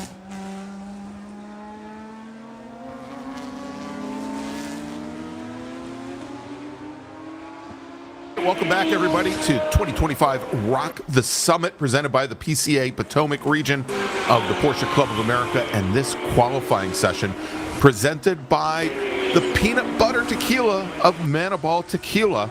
I'm Greg Ginsberg, along with Brian Donati. And Brian, let's take a quick look here as we've only got about 6.5 minutes remaining of where we stand in some of our classes. Fastest driver on track at the moment is Corey Friedman, and Corey leads up the GTA 3 class. He's the only driver in GTA 3 here today. He's got a time of 1:12.583. If we look at GT3, Charles Liu in his Porsche Club Sport, GT4 Club Sport, is your leader with a 1:19.9, about a second and a half up on Steve Garrison in a 2010 Cayman. In GTC6, Jeff Smith in his 991.1 Cup car just turned in his fastest lap of the session. Actually, didn't just turn it in. He turned it in on lap 5 and then called it a day. He turned in a 1:14.718, 1.7 seconds up on the rest of the 5-car field. John Coster, second fastest. David Dunnigan, third fastest. In GTC7, Dwayne Moses in his 2019 991.2 Cup car with a 1:30.830. Glenn Spiegler, almost 6 seconds back from there. In GTV1, Kyle Hoyer in a 2010 Cayman turned in a 1:17.750 on lap number 8. Chuck Palmer, a lap later, turned in a 1:18 flat. Unfortunately, that's about a quarter second off of Hoyer's provisional pole time for the class. Ed Dunn, another half second back from there in a 6-car field. GTD1, Peter DeBusman in his Cayman GT4 Club Sport with a 1:17.66. That's 1.8 seconds clear. Jimmy Martin and David Felker. And then in GTD3, Chris Dooley with almost 4 seconds on Chris Karras. Both of them racing in 2024 Cayman GT4 RS Club Sports, a brand new Club Sports. And in GTC3, John Bauer with 7 seconds over Michael Vitz, both of them in early 2000s 996 chassis Cup cars. Greg, you're talking about, that GTD1, and we've seen some really, really close racing everywhere we've gone within this class. And Ed Dunn is usually at the very top of that. Yeah. It seems that car just isn't handling. I've been watching the last couple laps when we're picking him up on the camera and really picking him up down into turn 1. But really through turn 5, that car just looks so unsettled right now during qualifying that, obviously they're going to have to go back and make some changes, setup and everything else to that car. That car just isn't getting through the part of the racetrack we've been talking about kind of all day. Is that's where you need to be able to get on the gas as quickly as possible. That car just doesn't seem to have it. It's sitting down here in third, where we've normally seen him up at least in the top 2 spots and within pretty much of the leaders of those groups' track time. Still right now about a second off Kyle Hoyer. Yeah, I was going to say, it looked like there a bit of understeer down in the carousel with that car, and so that they're going to want to dial it out. Now, that being said, Brian, that all of these racers had 2 practice sessions, let me just say they had the opportunity to go out for 2 practice sessions before this qualifying session today. And yeah, the temperatures have changed a little bit. The sun is a little bit higher in the sky than it was this morning when they had these practice sessions.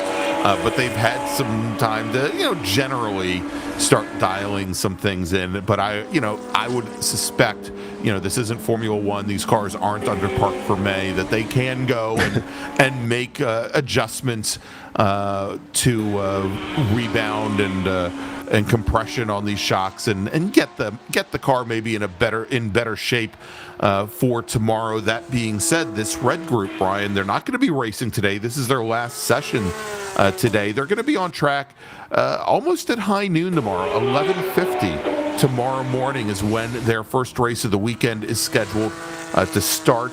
And, so they've got some time to think about the setup a little bit and maybe bring it a little bit closer to what it was during that second practice session that they had. Yeah, no, absolutely. Where we've seen a lot of drivers now, and we get down to the last couple of minutes of this qualifying session. We see a lot of drivers calling it those couple of minutes early, either happy with what they got or not happy and got to come in and start making changes, so they're not working all through the night in order to get those done. So we'll, as our checkered flag is now out, the first driver that's going to take that is Ed Dunn in that 98 machine. So, and just as we said that, Greg, he goes his fastest lap of the qualifying session with that 1:17.845. So now he is under a tenth, to Kyle Hoyer in that 61. So unless Ed Dunn has our streaming in there and listen to this we were talking about, I've decided to go a little bit faster there. That's right.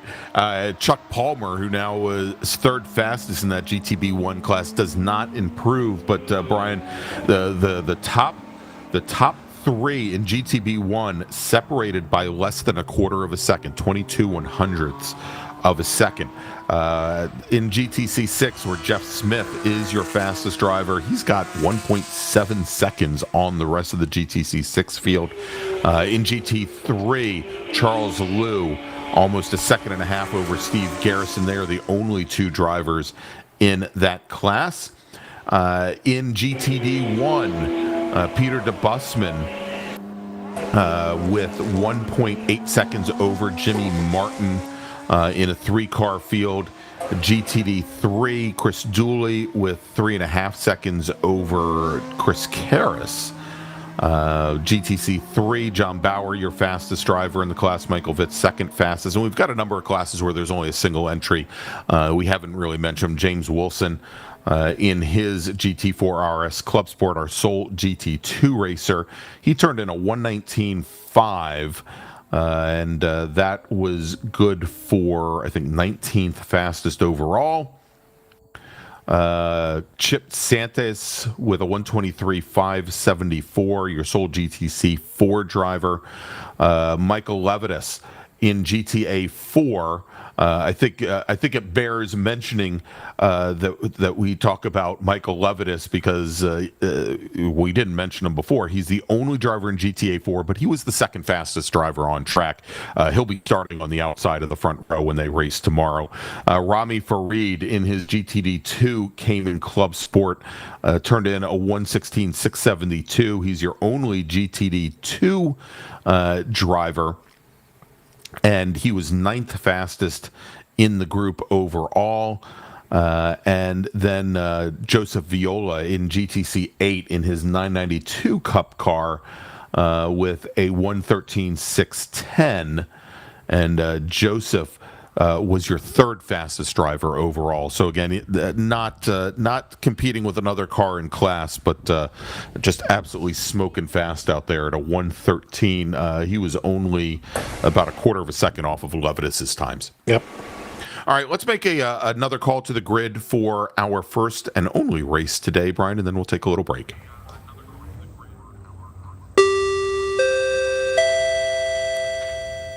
Attention in the paddock. Silver Group drivers, please head to the grid.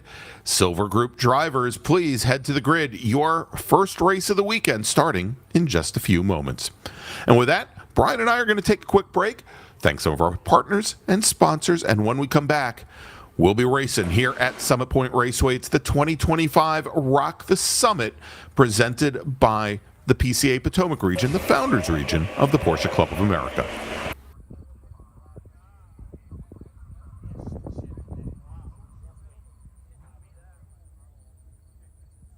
Decision Technologies' experienced team of engineering and management specialists have significantly contributed to a wide array of crucial Department of Defense initiatives. Our streamlined management structures flexibly respond to customer requirements. Decision Technologies is driven by the foresight and knowledge required to advance the technical capabilities of our clients and help the nation succeed in most critical missions. Using a total systems approach, Decision Technologies provides high-quality, cost-effective technical support services. Decision Technologies' capabilities include system performance assessment, requirements definition, design trade studies, system architecture analysis, cost schedule trade studies, risk assessment, and operational evaluation. We match our capabilities to the needs of our customers. To see if they're a match for you, visit decision-tech.com. As a platinum sponsor, Decision Technologies is proud to support Rock the Summit 2025, the PCA Potomac Founders Region Club Race. We thank the 100-plus volunteers, the event planning team, and all the racers for this year's event.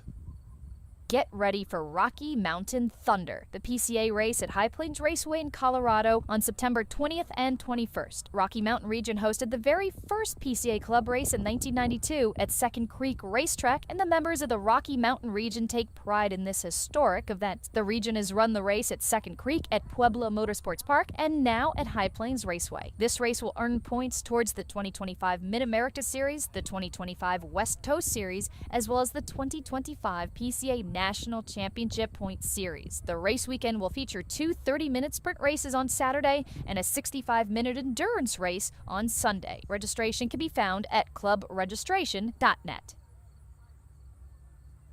Fitzwater & Dean PLC is an accounting firm which dates back to 1954. We're proud that a number of clients who began with us over 50 years ago remain with us today, and we're equally proud that our business constantly grows with new clients. Our goal with all of our clients is to serve them for the next 50 years because we value relationships. We view every client relationship as a partnership and recognize that our success is a result of our clients' successes. Fitzwater & Dean are proud to be a gold-level sponsor helping support live streaming for PCA Club Racing, the first in the nation to do so. We thank all of the racers, crew, and their families, volunteers and spectators both at the track and now with live streaming, watching from around the world.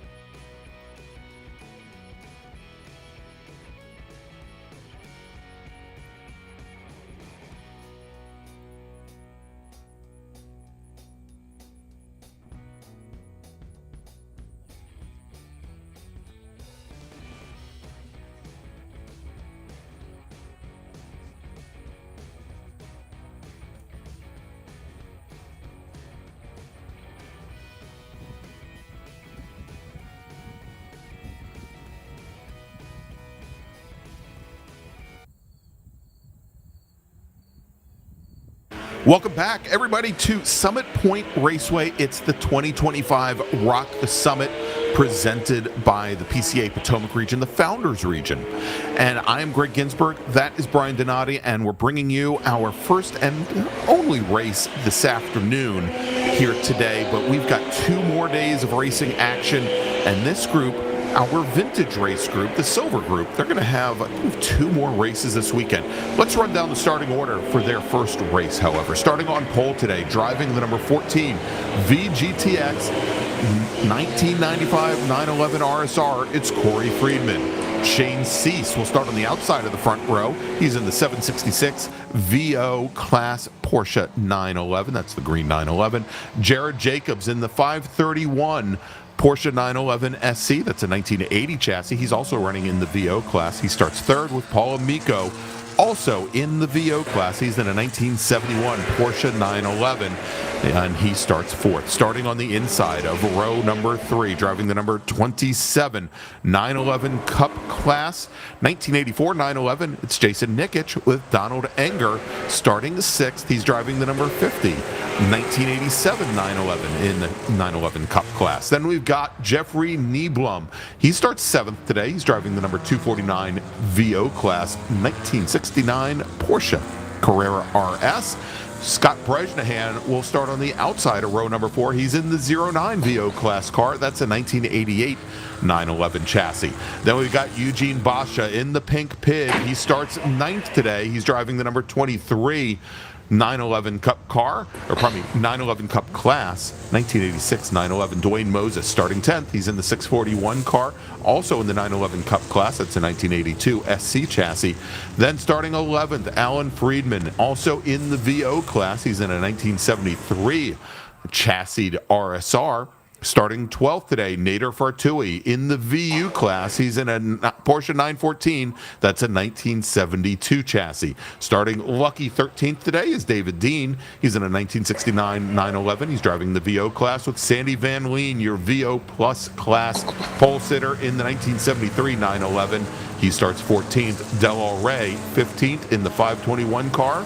And then Michael Ballo in VGTX. As the starter looks over the field, Brian, and green flag is in the air. We'll get through some of these other starters in just a moment, but they're starting from the inside lane. Corey Freeman in the VGTX machine ends up getting up in position to Shane Cease, who jumps out to an early lead, Brian. Yeah, Greg, that is actually not Corey Freeman. That is actually Shane Cease going to take the lead there. He's going to jump over the lead over Jared Jacobs in that 531. So Corey Freeman, again, he was just out in that last group for the qualifying. He did not make the green for this race. If he did, he started all the way in the back. I'm not seeing that he crossed the start-finish line to take this. So again, Shane Cease out in front in that green 911 there in that VO class is starting to open up about a car length and a half. And now as we get down into turn 5, Jared Jacobs kind of closing the gap there a little bit. So we'll have to see how long that's going to battle out for. That's going to be not for only overall, but for the VO class with Paul Amico a little bit further back. Yeah, and Don Enger making a move underneath Jason Nikic in the 911 Cup class, Brian. Now, I wasn't with you at Road America, but I do remember back to NJMP on the Thunderbolt circuit where that 911 Cup class was without a doubt the most closely contested class over the course of an entire weekend. As we were just on board, we've got onboard video from Eugene Basha in the pink number 23 machine. Hopefully we'll get a little bit better cell service there, as he is now side by side with Jason Nikic. Under braking going into one. It looks like Nikic was able to take the advantage. And then they've got Jeffrey Nieblum directly behind as well. So real tight, close racing already in the 911 Cup class, as Don Enger is, he's opened up, I don't know, a couple car lengths now on the rest of that 911 Cup field. Yeah, pretty good run there by Donald Enger on that first opening lap, Greg, as they got through turn 3 and head down the other side of the hill to get in front of Jason Nikic. Looks like we may have had one car that maybe went 2 or 3 wheels off there coming up out of turn 3. But again, Donald Enger, really good run getting by Jason Nikic. And you said it best. These these drivers, they have gone nose to tail kind of the entire last couple of weeks. We even saw it 2 weeks ago while we were at Road America in this group, where it came down the last 2 laps in this 911 Cup battle. And here we go on board with Eugene Bosch's machine as they come out of turn 8, up the hill and under the bridge. And that's right where it broke up on the previous lap. But you can see how close they all are there. Right back behind Boscha, though, a good fight going on in the VO class. Jeffrey Nieblum in the 249, the blue 249 machine with Scott Bresnahan right back behind him. He's in the red 911 as well, as they are fighting for position. As again, good fight there as Boscha now under attack by Jason Nikic. Actually, I'd like to say that Nikic was under attack by Boscha because as they came out of turn 10, Boscha was the trailing car, and they are still locked door to door as they come into turn 3. It's going to be hard for Boscha to hold position there coming through turn 3. It's really a very sharp turn in, and there you go as Nikic manages to hold off the pink pit. Yeah, we have seen here time and time again, Greg, where that outside line really is faster through turn 3. So Boscha really having to get harder on the brakes than he wanted to. The camera didn't do it justice. That is a harder left-hand turn there to kind of come up the hill, the top. So definitely had to give that position to Nikic. But I tell you what, a little bit further ahead of that is Paul Amico in that VO car. He is really trying to hold off Donald Anger. Donald Anger looks like maybe getting a little impatient trying to get off Paul Amico, because what that's definitely done is that has definitely brought in Nikic and Boscha, where he opened up about a 5-6 car length lead. That's now down to a car length. It's gone. Yeah, exactly. And we saw this at New Jersey Motorsports Park, that and I'm trying to remember who the 914 driver was that they were kind of caught behind, but that was the story of that entire weekend there, that they were all jockeying for position because they were essentially forced together by some of the cars just ahead, and we're seeing that perhaps once again as Amico definitely has a little bit more, as we call it, straight line handling, Brian, but it's a bit of a challenge for him when he gets down into the carousel, gets down into turn 5. That dark green and white machine just does not appear to want to rotate all that well. Yeah, no, absolutely. One of the cars that's really having a problem to stack the back half of this field up, Greg, is that 521 of Del Rey. Just came off pit road and kind of came into a cluster of cars. You're going to see it topping the hill here momentarily. You see, there's Del Rey kind of in the middle of that. Car just doesn't seem to be up to full song, and a lot of these other drivers a little bit further back really came up on the back bumper, had to make some evasive actions, especially going through turns 1 and 2. So Brian, as we were watching that 911 Cup race, and as they were trying to find a way around Paul Amico, we mentioned during qualifying, of course, Paul Amico has and we've got a lot of smoke coming from one of our 914s. Actually, I think we saw that in qualifying as well. But Amico, he has his Fearless in the Kitchen YouTube channel, I think just about to hit about 250 episodes now, if I remember correctly. He is a nuclear and power engineering consultant, and seems a little, I would say, a little bit of a disconnect there. There is Amico as he's going through turn 3. Being a nuclear engineer and then having this cooking channel, but I'm sure those 911 Cup drivers right behind, and perhaps Don Anger in particular, are about to go nuclear behind him if they can't find a way around. I was going to say they're probably going to go a little nuclear too, because they cannot. That was the George Bush pronunciation of nuclear, correct, by the way. Right. Okay. Anger's getting angry because he can't get by him, and it's kind of holding him up. And bringing the rest of that 911 Cup group right back to them, which is really kind of opening up, some, again, tough racing going on, as we had a pass for the overall lead as well, and in VO. So move Jared Jacobs up to the lead over Shane Cease as they go by the start-finish line. But here comes that battle with these 911s, and it does look like Amico now, Greg, has given that position up, and now our 3 of our 911 Cup cars have gotten around him. To make that move. Yeah, indeed, as Amico drops to the back of that line. Good move there. Looks like he, I don't know if Basha just kind of put the car underneath him, but Amico held that car out to the outside, going driver's left, going through turn 10, and allowed that race to go by.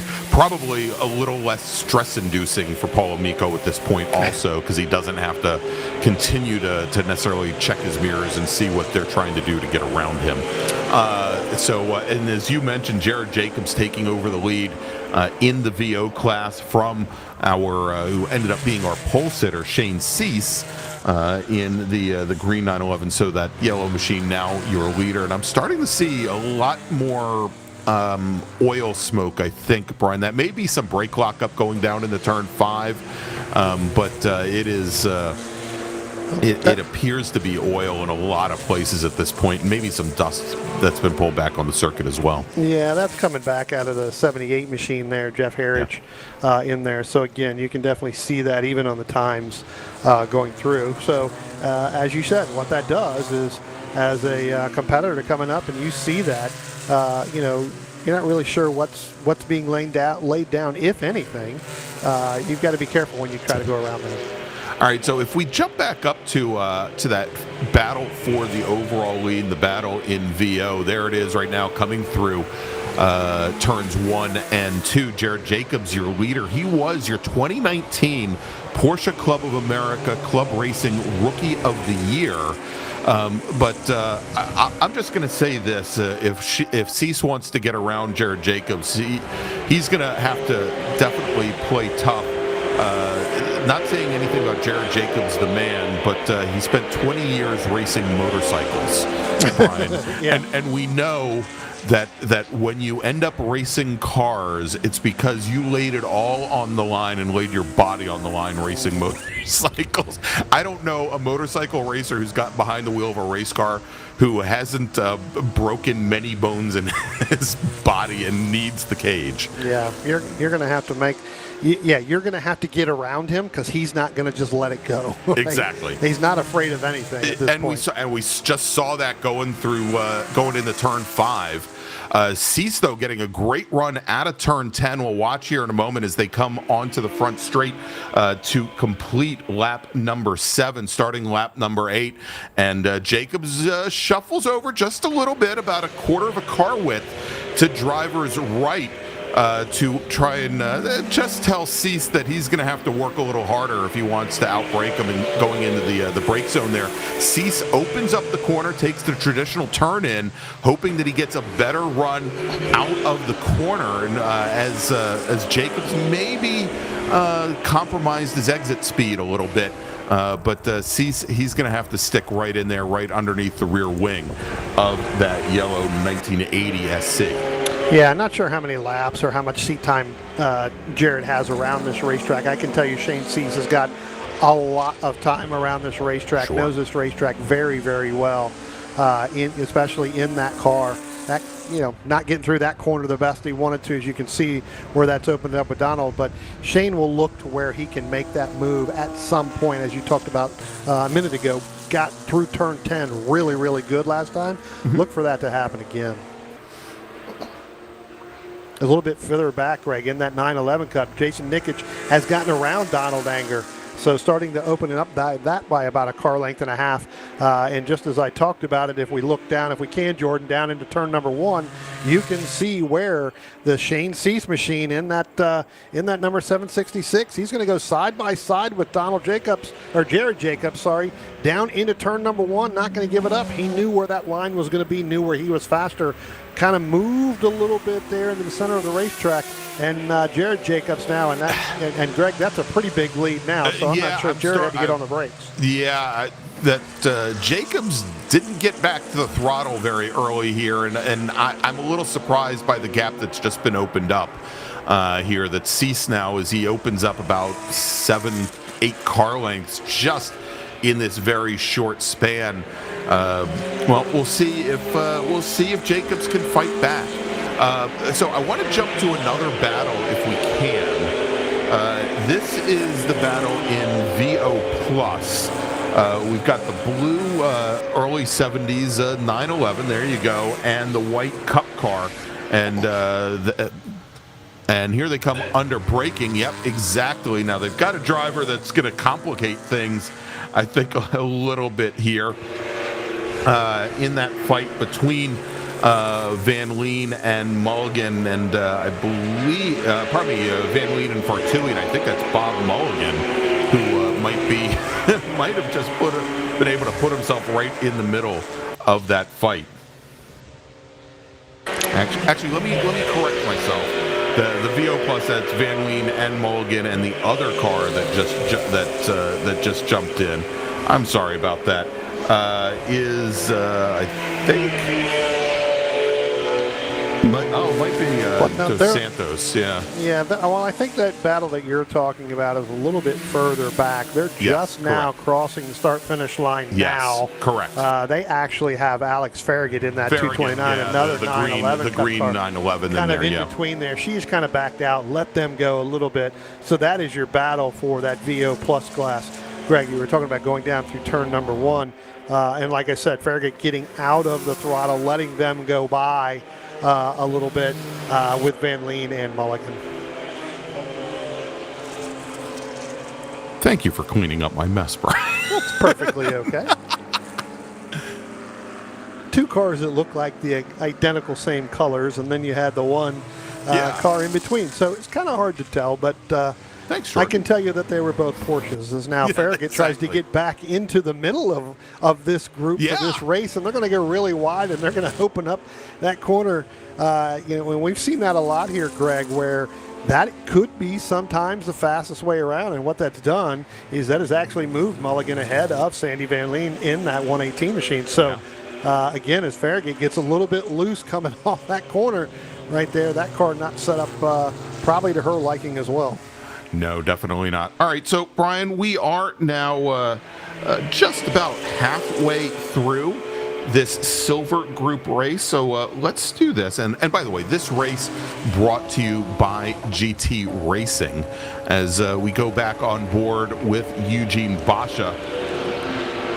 And Basha running third right now in 911 Cup, and just behind the blue 27 of Jason Nikic. And still, I mean, this is when I was with you at New Jersey Motorsports Park at the Thunderbolt circuit. This is what we saw all weekend long. Just some wonderful racing here as they get into that small little groove, a little bit of camber there at turn 3 and motor out. But I want to see here as Basha comes down the hill if he tries to make up some ground under braking, because it is so tough to get these cars slowed down at the bottom of the hill. And you see the brake lock up there, Brian, from Donald Anger, and the car pushed really wide. The white car at the front from Anger pushed really deep down into turn 5, and it allowed Jason Nikic to close up a little bit more. Tell you what, Greg, and yeah, we're gonna let's see if we can't stay on board here really quickly here for a minute. As he goes down, it looks like it's going to be. I think we're going to see here where we go get into turn number, and all of a sudden it's going to cut out. But Eugene Basha is now ended up in the gravel into turn number 10. So as that camera cut out, he got in there a little bit too hard, and he's kind of buried trying to move. He's trying to move, but this is where I think it's going to get stuck right here. You're right about there. Yeah, I think that's going to be about it. That gravel trap is so deep, Brian, that he's going to need to get. And there you go, just shut the whole motor down. Mm-hmm. Looks like he's done. Hi, Eugene. He's looking in the mirror back at us. Checking to make sure. Hope you guys that the didn't camera get that was on turned camera. off. Right? Yeah, exactly. Right. Hope we're not on camera right now. Yeah. But we had gotten call, and I think as he was coming in, Brian, that there was another car that was off there as well over by turn 10, and trying to determine who that was. Was that possibly Del Al Rey in the blue Cup car? 521 right there, just now coming through your screenshot. Okay. Down through the screen there. But, he may have put, 2 tires off. But, again, that was a product of, as well, as I think that, Basha trying to make up ground on Nikic is now Donald Anger has gotten back around Jason Nikic. So moved Donald Anger back up. And, Greg, Jared Jacobs in that 531, he's actually fallen back behind that group there in that 911 with Donald Anger and Jason Nikic. So move them two up second and third overall, and then that's still the battle for the 911 Cup. So a lot of going on here towards the end of this race. Yeah, and so, Brian, this is probably the perfect time then, as Eugene Basha tries to find a way to get his car out of the Turn 10 gravel trap, that we take a little break, thanks to our partners and sponsors. And when we come back, we'll take you all the way to the checkered flag here in the first race of a wonderful weekend of racing coming up. It's the 2025 Rock the Summit, presented by the PCA Potomac region of the Porsche Club of America. We'll be back.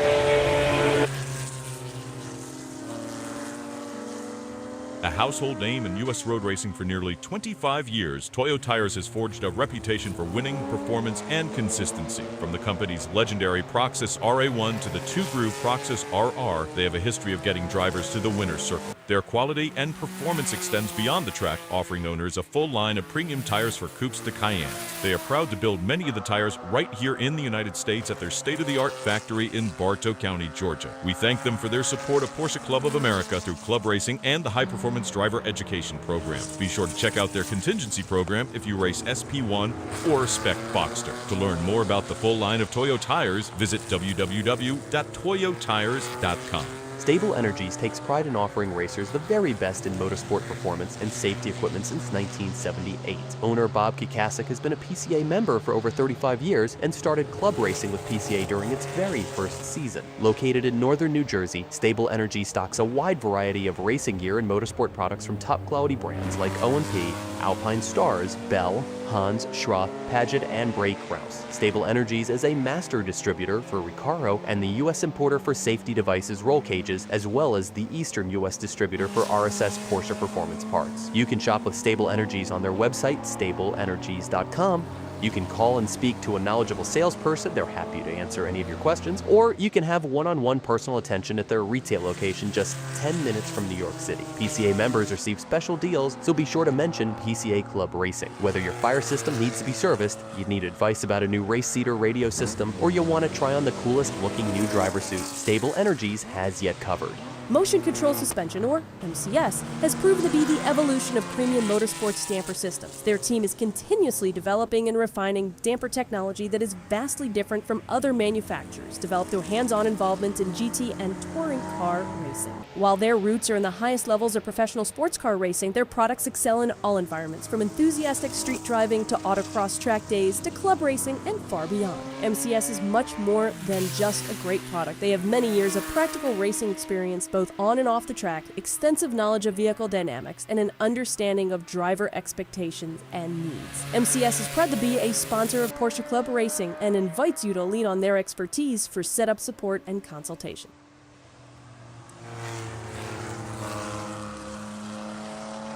Welcome back to Summit Point Raceway in the 2025 Rock the Summit. I'm Greg Ginsburg along with Brian Donati.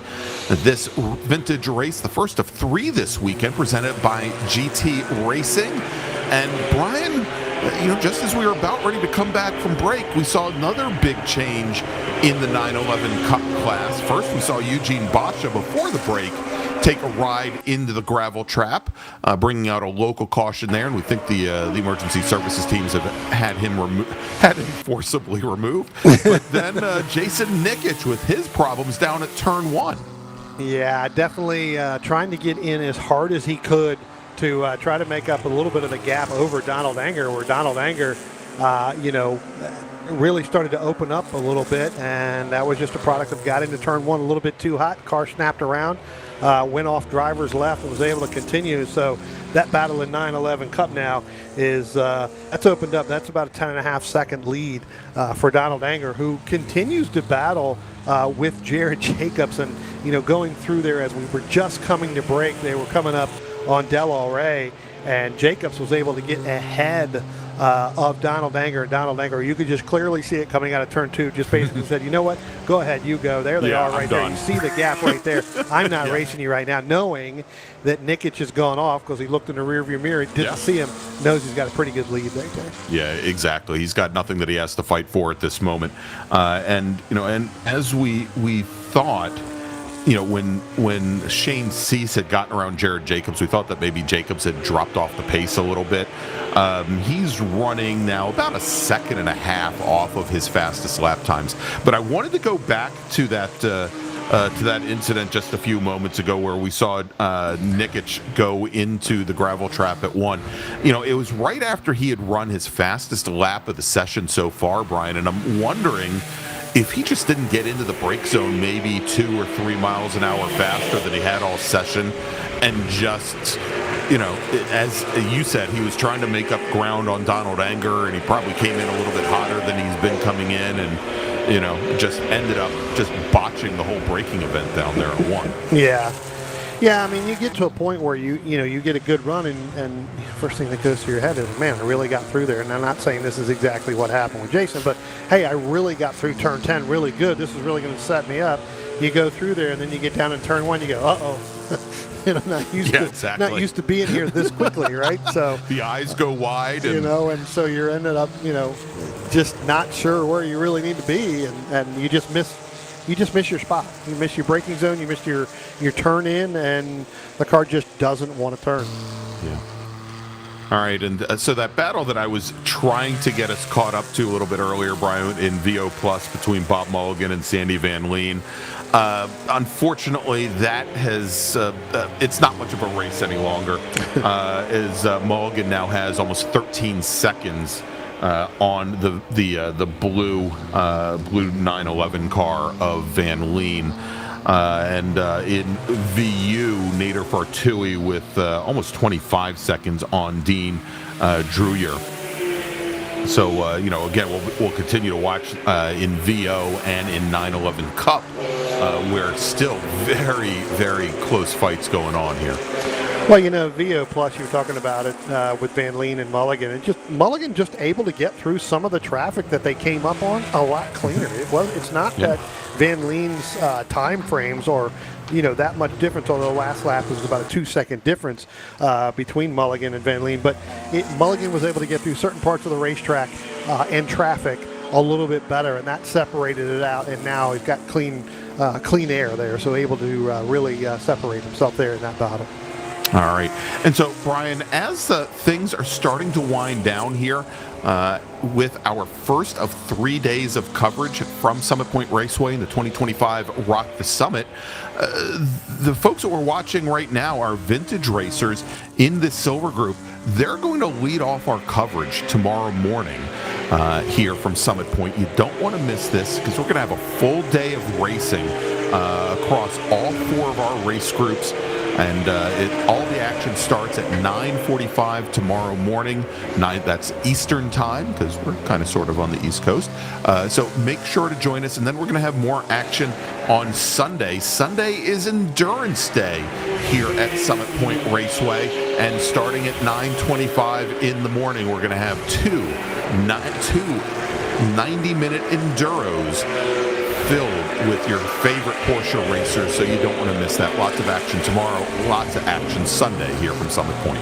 Yeah, going to be a great run on Sunday, as you said here. Again, throwing 30, 35 cars in each group, more or less out here for 90 minutes at a time, Greg. That's really where it's going to come down to see where the strategy plays out.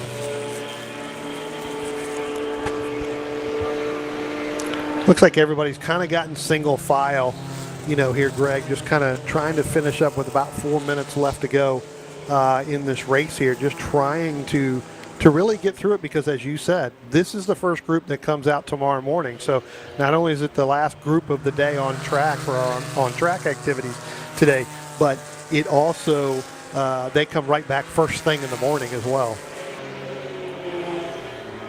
Yeah, exactly. So, again, we will.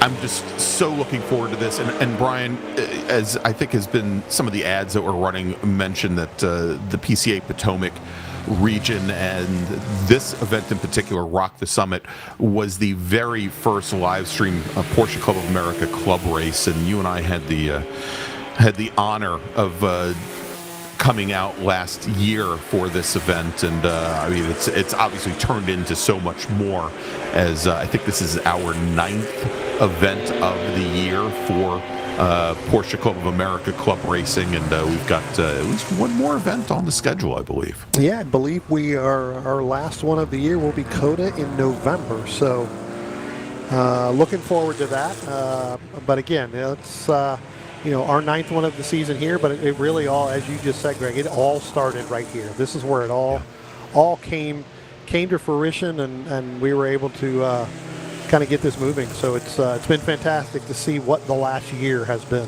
Yeah, indeed. Want to thank, all the folks from Porsche Club of America, the PCA Potomac region, who had such faith in us last year, and some great folks like Connor Henderson and Vance Svensson from the Porsche Club of America club office, and that also had faith in what we did and what we do. So great to be here with y'all this weekend. But we're not done yet, Brian. We still have 2 minutes, a little bit, probably about 2 more laps remaining for our leaders, Shane Cease and Jared Jacobs, as Cease is now starting. Sorry, that's what I meant to say. Sheesh. Shane Cease start working lap number 21 here as he is working his way through the field. Not only are you going to get him after, you're going to get your buddy Chip Herr after you too by mispronouncing his name. Now there we go. We got to bring Chip Herr's name into it. This is why I said Shane's going to have a busy September and early October likely. I think here. Looks like we've got Del Rey on pit road, and looking at this car coming down pit road, Greg, I'm not sure if he doesn't have something going on with that right front of that car. Looks a little bit lower than normal, definitely slow, but it's hard to see. But anyway, Del Rey on pit road, and that car is, he's had some problems with that car pretty much all race long. The 65 as well, as he comes by the start-finish line. Nando Silva Pinto is having a problem when he came through there. So yeah, it's been a tough race for the VGTU folks. Nando Silva Pinto in a 1972 911 chassis. Your leader in the class, Jeff Harridge, who was his only competitor in the class, driving the yellow 1970 914. Harridge brought the car down the pit lane, I believe, at the end of lap number 9. Yeah, and so. Only completing 9 laps. So Silva Pinto, he's got 8 laps on Harridge at this point. If he wanted to bring the car in, he could. If he is having problems with it. Well, he's only got one more lap to go, so try to finish it out. There goes Shane Cease now going down into turn number 5. That's the second green car right there. He is working his last lap, last couple of corners. So the one to go is out for everybody here. So next time Shane Cease comes by the start-finish line right there, he is going to be receiving that checkered flag. Just in front of him is Alex Farragut, so she's trying to be able to hold him back a little bit more so that she can get one more lap. Yeah, and so Shane won this class, I believe, in both 2018 and also 2023. And he's going to win at least race 1 here today at Summit Point Raceway and Rock the Summit. The 19-year PCA region member and racer from the Central Pennsylvania region takes the win in the VO class and is your overall winner with Jared Jacobs.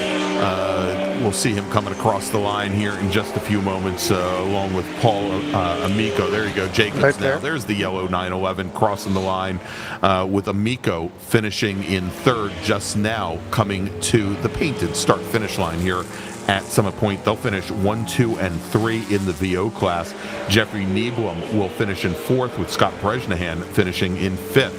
In the 911 Cup class, Brian, Don Enger with Jason Nikic finishing 2nd. Nikic just went by us in that blue number 27.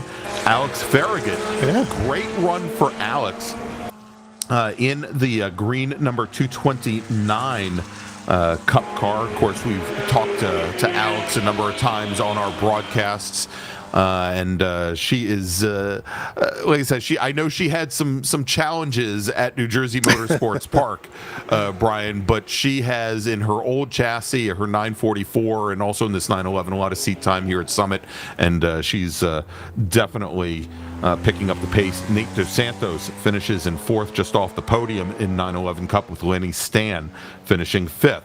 In the VU class, Dean Dreyer will take the win over Nader Fertui, who finishes 2 laps down. In VO, Bob Mulligan takes that win over Sandy Van Leen. Nando Silva Pinto takes the win in VGTU over Jeff Herridge. And then we had our single car classes in VGTO. Wyatt Isbell is your winner. He finishes 12th overall. And then in VGTX, Michael Ballo finishes 14th overall, again, the sole driver in the class. So that's going to wrap things up here from Summit Point Raceway for day number 1 of 3. As we've told you, we're going to be back bright and early tomorrow morning. Well, maybe not so early. 9:25 a.m. when our vintage racers, the Silver Group here, takes to the track for their second of 3 races this weekend. And it's going to be Brian, it's going to be me, it's going to be Brendan Kazmarek from Driver's Eye Live, and Jordan Worth, our director, here as well. Any last thoughts, Brian? No, I think we're good. I think, when we get to this weekend, sorry, we were trying to collect my thoughts there. You kind of got me. Sorry. I think we're going to see some really good action here, especially in this Silver Group, and I think once we get to our our GT groups as well, I think that's going to be some pretty good racing again on this type of a racetrack that has a lot of flow. You're going to see these cars really go after it. That's right. That's what I'm looking for. That's what I'm hoping for, Brian. So make sure to join us tomorrow morning, 9:45 a.m. for day 2 of 2025's Rock the Summit, presented by the Founders Region of the Porsche Club of America, the Potomac region. And we'll see you tomorrow.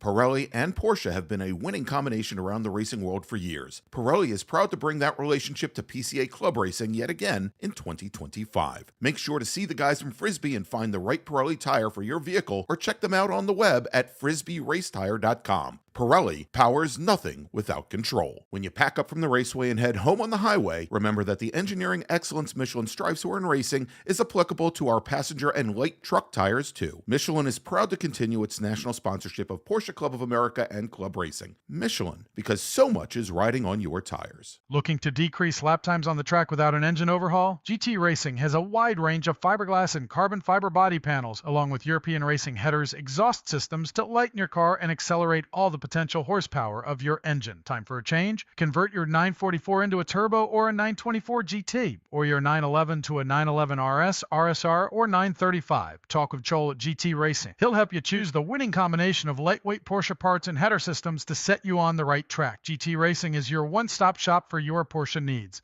GT Racing is a national sponsor and proudly sponsors tech inspections at PCA Club races. GT Racing also sponsors the Best Repaired Car Award, a $100 gift certificate at each race. Call Joel at GT Racing today at 1-800-797-2911 or find us on the web at www.gt-racing.com. Our first club racing sponsor, Porsche Cars North America, funds the club racing news and sponsors the Workers' Choice Award, considered the most prestigious award given at a club race. Thank you to PCNA for offering vital support to our club racing program. At Hankook Tire, we strive to create a universal moment when the car and driver become one. Our aim is to develop a safer, more pleasant, and more comfortable driving experience from the moment the driver turns on the engine. Through strong braking power, smooth handling, driving comfort, and guaranteed safety, Hankook products deliver an authentic driving experience beyond mobility. Our tires provide total control of speed and direction while ensuring safety and comfort on the road. Embrace driving emotion and embrace the feel and excitement of being behind the wheel with Hankook Tire. Hankook competition tires are the perfect match of performance and longevity. Visit HankookMotorsports.com to buy today. OG Racing has been a national sponsor of PCA Club Racing since 1998. Headquartered in Sterling, Virginia, and staffed by PCA members and club racers, OG Racing has always carried the industry's best in racing safety equipment and performance parts. The best products from manufacturers like Sparco, OMP, Alpine Stars, helmets from Bell, Stilo, Rue, brake pads from Performance Friction, Paget and Hawk, just to name a few, and are always in stock and ready to ship from their 12,000 square foot warehouse. Give OG Racing a call or visit them at www.ogracing.com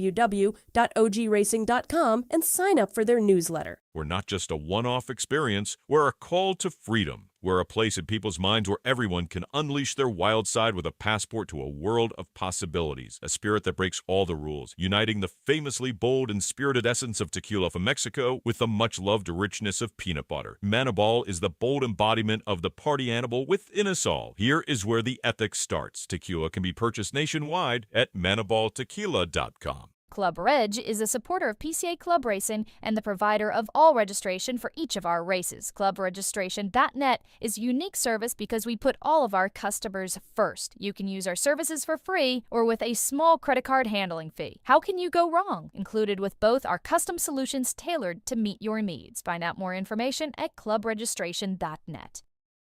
OG Racing has been a national sponsor of PCA Club Racing since 1998. Headquartered in Sterling, Virginia, and staffed by PCA members and club racers, OG Racing has always carried the industry's best in racing safety equipment and performance parts. The best products from manufacturers like Sparco, OMP, Alpine Stars, helmets from Bell, Stilo, Rue, brake pads from Performance Friction, Paget and Hawk, just to name a few, and are always in stock and ready to ship from their 12,000 square foot warehouse. Give OG Racing a call or visit them at www.ogracing.com and sign up for their newsletter. About to hit the track without coverage for your car? Buy HPDE insurance in minutes at LockedInMotorsports.com. Whether you drive a 911 or a Boxster, protect your car against physical damage during HPDE and track day events with HPD insurance from Locked In Motorsports, administered by Locked In Affinity. Coverage includes modifications you've done to your car, 2 drivers at each event, demonstration laps your instructor drives, and more. Worried about the trip home? Locked In Motorsports also offers off-track insurance for your non-licensed race car or track car while in transit, in storage, and in the paddock, plus options for your trailer, equipment, and tools. Insure your Porsche today at LockedInMotorsports.com. Miller's Oils is proud to be a Porsche Club Racing sponsor and to work with Racer's Edge as their North American distributor. Miller's Oils has been blending oil since 1887 and has an extensive product line for virtually every street or racetrack application. The technology implemented in Miller's engine oil and gear oils protects the wear surfaces of your engine and gear train on a microscopic level, significantly reducing friction and increasing the life of your engine and gear train. We encourage you to try Miller's and judge for yourself with the help of an oil sample analysis. As they say, the proof is in the pudding. Pirelli and Porsche have been a winning combination around the racing world for years. Pirelli is proud to bring that relationship to PCA Club Racing yet again in 2025. Make sure to see the guys from Frisbee and find the right Pirelli tire for your vehicle, or check them out on the web at frisbeeracetire.com. Pirelli powers nothing without control. Based in New Jersey, Precision Motorsports, or PMR, is a supporter of club racing and a new national sponsor for 2025. From the latest Cup cars to 944 racers, PMR has supported them all here at the track. True experts in their craft and dedicated to performance. Find them on Facebook at Precision Motorsports. New for 2025, Isringhausen will be sponsoring the GTD 1, 2, and 3 classes. Our group here at Club Racing are thrilled to have them on board. Over the past 30 years, Isringhausen has become synonymous with quality vehicles and superb service. The Isringhausen way of doing business has been one of offering excellent products at fair prices, coupled with service that goes above and beyond what anyone would expect from a typical car dealership. We believe that good service is comprised of 2 components: a willing and helpful attitude, accompanied by competency in your field. We try to support an environment where each person who works here strives to serve each customer as they wish to be served, with dignity and respect. Because of these core values, Isringhausen has become and will continue to be a leading example in the industry. One of our latest partners, Track Day Tire, is happy to be supporting Club Racing through their Toyo, Hoosier, and Michelin tires. Use the code PCACR for a discount at checkout. The TrackDayTire.com team is passionate about helping our customers extract the highest level of performance from their vehicles on the track. Decades of on-track experience has taught us purpose-designed track-use tires are arguably the single most important vehicle component that influences driver confidence to obtain maximum vehicle performance. Make Making it easier for our fellow track day enthusiasts to obtain confidence-inspiring tires is our goal. We look forward to providing you access to the best prices and customer support in the industry. A household name in U.S. road racing for nearly 25 years, Toyo Tires has forged a reputation for winning, performance, and consistency. From the company's legendary Proxys RA1 to the two-groove Proxys RR, they have a history of getting drivers to the winner's circle. Their quality and performance extends beyond the track, offering owners a full line of premium tires for coupes to Cayennes. They are proud to build many of the tires right here in the United States at their state-of-the-art factory in Bartow County, Georgia. We thank them for their support of Porsche Club of America through club racing and the high-performance driver education program. Be sure to check out their contingency program if you race SP1 or Spec Boxster. To learn more about the full line of Toyo tires, visit www.toyotires.com. Stable Energies takes pride in offering racers the very best in motorsport performance and safety equipment since 1978. Owner Bob Kikasik has been a PCA member for over 35 years and started club racing with PCA during its very first season. Located in northern New Jersey, Stable Energy stocks a wide variety of racing gear and motorsport products from top-quality brands like O&P, Alpine Stars, Bell, Hans, Schroth, Paget, and Bray Kraus. Stable Energies is a master distributor for Recaro and the U.S. importer for safety devices roll cages, as well as the Eastern U.S. distributor for RSS Porsche performance parts. You can shop with Stable Energies on their website, stableenergies.com.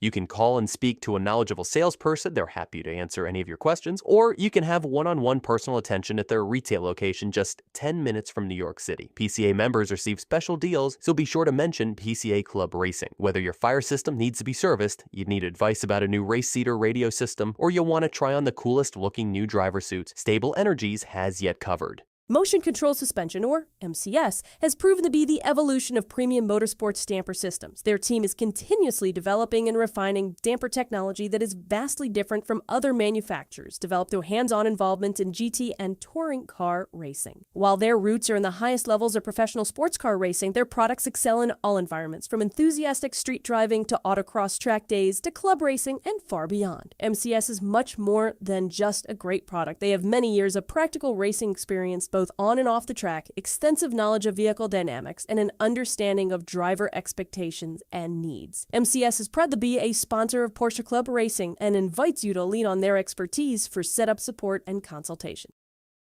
Partners of club racing for over 30 years, Eurosport Porsche Road and Race is a Porsche specialty shop with 2 locations in Illinois operating since 1984. Whether you have an early air-cooled car from the 60s or Porsche's newest cup car, we can provide all your service and parts needs. We are the one-stop shop for all of your Porsche repairs and race builds with a large inventory of Porsche parts and race gear. Apex Racing Performance, premier racing outfitters, provides racing equipment and product support to motorsports enthusiasts.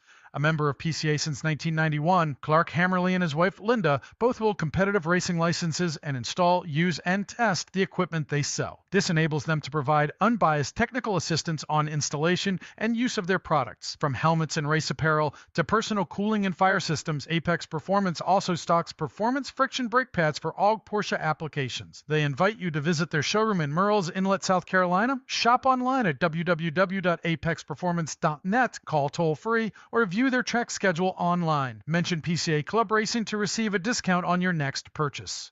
Demon Speed Motorsports offers a full line of products for your race or track car. With their background in Porsche GT3 Cup cars, they bring the same quality and durability to the street and track replacement parts that they produce. These products include suspension links, motorsport-style center lock parts and kits, brake rotors, and wing uprights. Now, Good Arrow Wings and RacingTireWarmers.com are part of the Demon Speed family. With this, they now offer Good Arrow Wings with mounting solutions for most Porsche models. Racing Tire Warmers offer tire warmers to custom fit your race car to make you faster and safer on track. To learn more about Demon Speed Motorsports and see their great products, visit them at www.demonspeedmotorsports.com. Trailix Trailer sets the standard for super lightweight, superior craftsmanship, and extraordinary quality. If you need a trailer, whether it be enclosed or open, to tow your Porsche, Trailix should be your first and only choice. Trailix has many sizes to fit your Porsche perfectly, and their unique touches ensure that your trailer will be as functional as it is beautiful. Trailix Trailers sponsors the Novice Racer Award, a gift certificate given to the second-time racer who exemplifies the club racing spirit.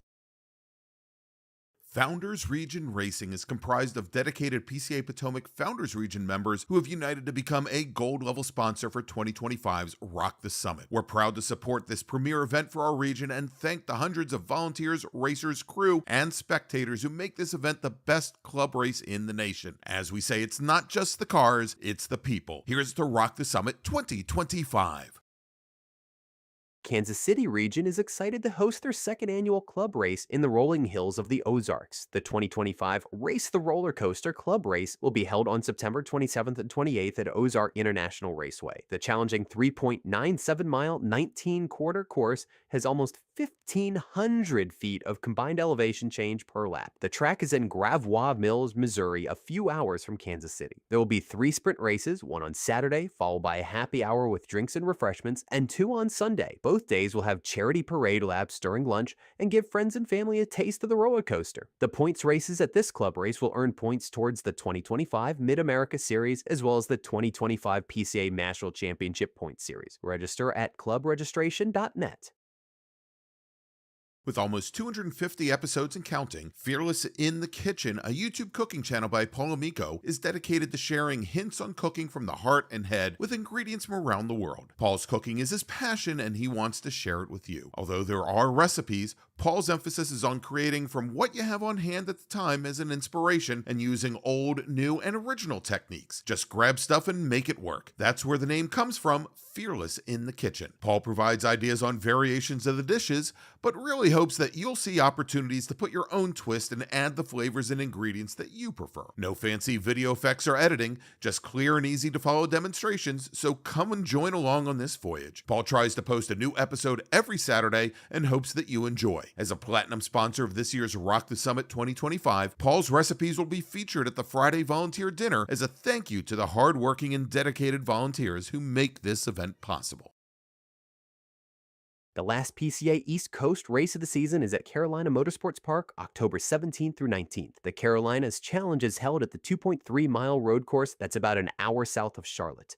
The event will feature the Vintage Class runoffs, 3 sprint races, and a 65-minute endurance race on Sunday. Wind down after Friday's practice with a social presented by Narrow Escape Motorsports, and after Saturday's sprint races, enjoy the award ceremony in full Southern hospitality with music and barbecue. Visit clubregistration.net to sign up.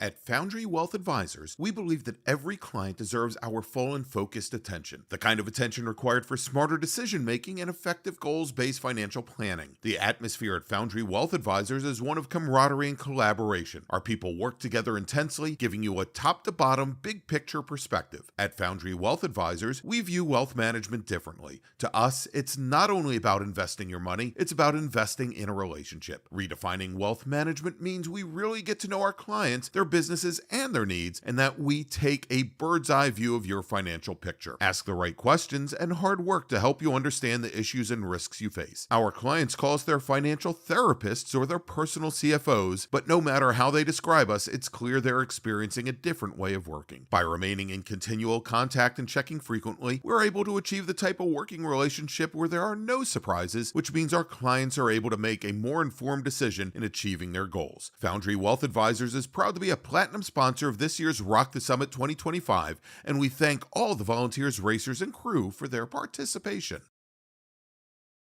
Maverick Region PCA is excited to announce their Eagles Canyon 2 Club Race on October 11th and 12th. They will be racing the counterclockwise 2.7-mile course with 15 turns and over 200 feet of elevation change. All races have points towards the PCA National and Mid-America Championships. Expect 2 practices, qualifying, and a 30-minute sprint race on Saturday, and 2 additional sprint races on Sunday, one 30 minutes long and one 40 minutes long. Podium-winning trophies for race classes with a 4+ car count and additional awards will be presented at the Saturday evening banquet at the Over the Top Bar and Grill at Eagles Canyon Raceway. Register today at clubregistration.net.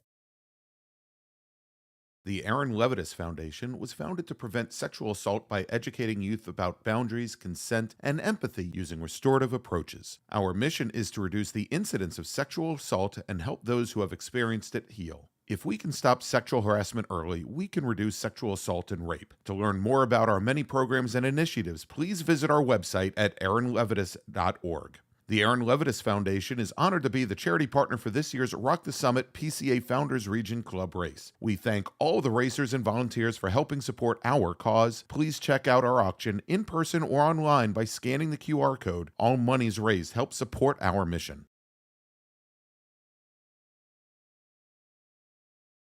Located in Gaithersburg, Maryland, and serving the entire Washington, D.C. metro area for over 20 years, EuroPros Collision Center is a family-owned and operated business specializing in high-end European and Asian collision repair. Their owner, Derek Ford, and his team of highly trained certified technicians are dedicated to providing exceptional service and ensuring that your vehicle receives the highest level of care. As a certified collision center for Porsche, Audi, and Lexus, and accepting all major insurance coverage, EuroPros is well known for its expertise in luxury vehicles, utilizing state-of-the-art equipment and techniques in conjunction with OEM parts to ensure quality repairs and customer satisfaction, returning your vehicle to pre-accident condition. To find out more, visit them at europroscollisioncenter.com or call them at 301-977-7475. As a gold sponsor of this year's Rock the Summit 2025, EuroPros Collision Center is pleased to support PCA Club Racing and this premier annual event. The Carrera of the Americas on November 22nd and 23rd at COTA in Austin, Texas, is the final PCA Club race of the 2025 season. Hosted by the Hill Country, Lone Star, and Maverick regions, the Circuit of the Americas, a Formula One venue, is a 3.4-mile, 20-turn track and is one of the most challenging in the United States. There will be 2 race groups contesting for the final season points toward the 2025 PCA Club Racing National Point Series and the 2025 Mid-America Championship Series. This event is limited to just 100 racers. To mark your calendars for registration open October 6th at clubregistration.net. Radial Tire Company is your trusted provider of high-quality, new tires, custom aftermarket wheels, and tire repair and maintenance services. We are dedicated to giving you the very best tire experience, focusing on upfront and honest quotes, timely response to issues, and quality products and parts. Since 1976, Radial Tire Company has provided the Washington, D.C. area, including Bethesda, Arlington, Washington, and surrounding areas with quality tires and the most exemplary service. We have earned a reputation as the premier specialist in hard-to-find performance tire and wheel applications, stocking tires from all top manufacturers for whatever you drive, from small economy cars to SUVs and trucks. Our mission is to assist you in getting the most out of your tires and car. For more information, visit radialtirecompany.com or call them at 301-585-2740. Radial Tire Company is pleased to provide gold-level sponsorship to this year's Rock the Summit 2025. Thank you to all the volunteers who make this year's event such a success.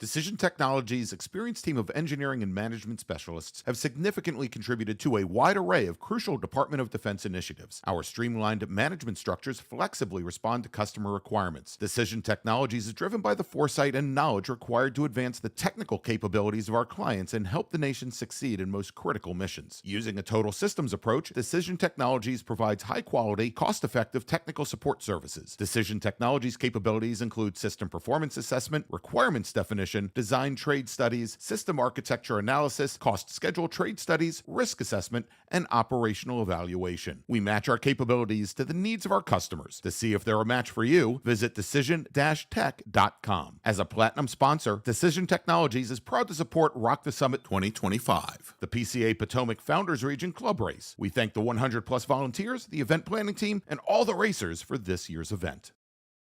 Get ready for Rocky Mountain Thunder, the PCA race at High Plains Raceway in Colorado on September 20th and 21st. Rocky Mountain Region hosted the very first PCA Club race in 1992 at Second Creek Racetrack, and the members of the Rocky Mountain Region take pride in this historic event. The region has run the race at Second Creek, at Puebla Motorsports Park, and now at High Plains Raceway. This race will earn points towards the 2025 Mid-America Series, the 2025 West Coast Series, as well as the 2025 PCA National Championship Points Series. The race weekend will feature 2 30-minute sprint races on Saturday and a 65-minute endurance race on Sunday. Registration can be found at clubregistration.net.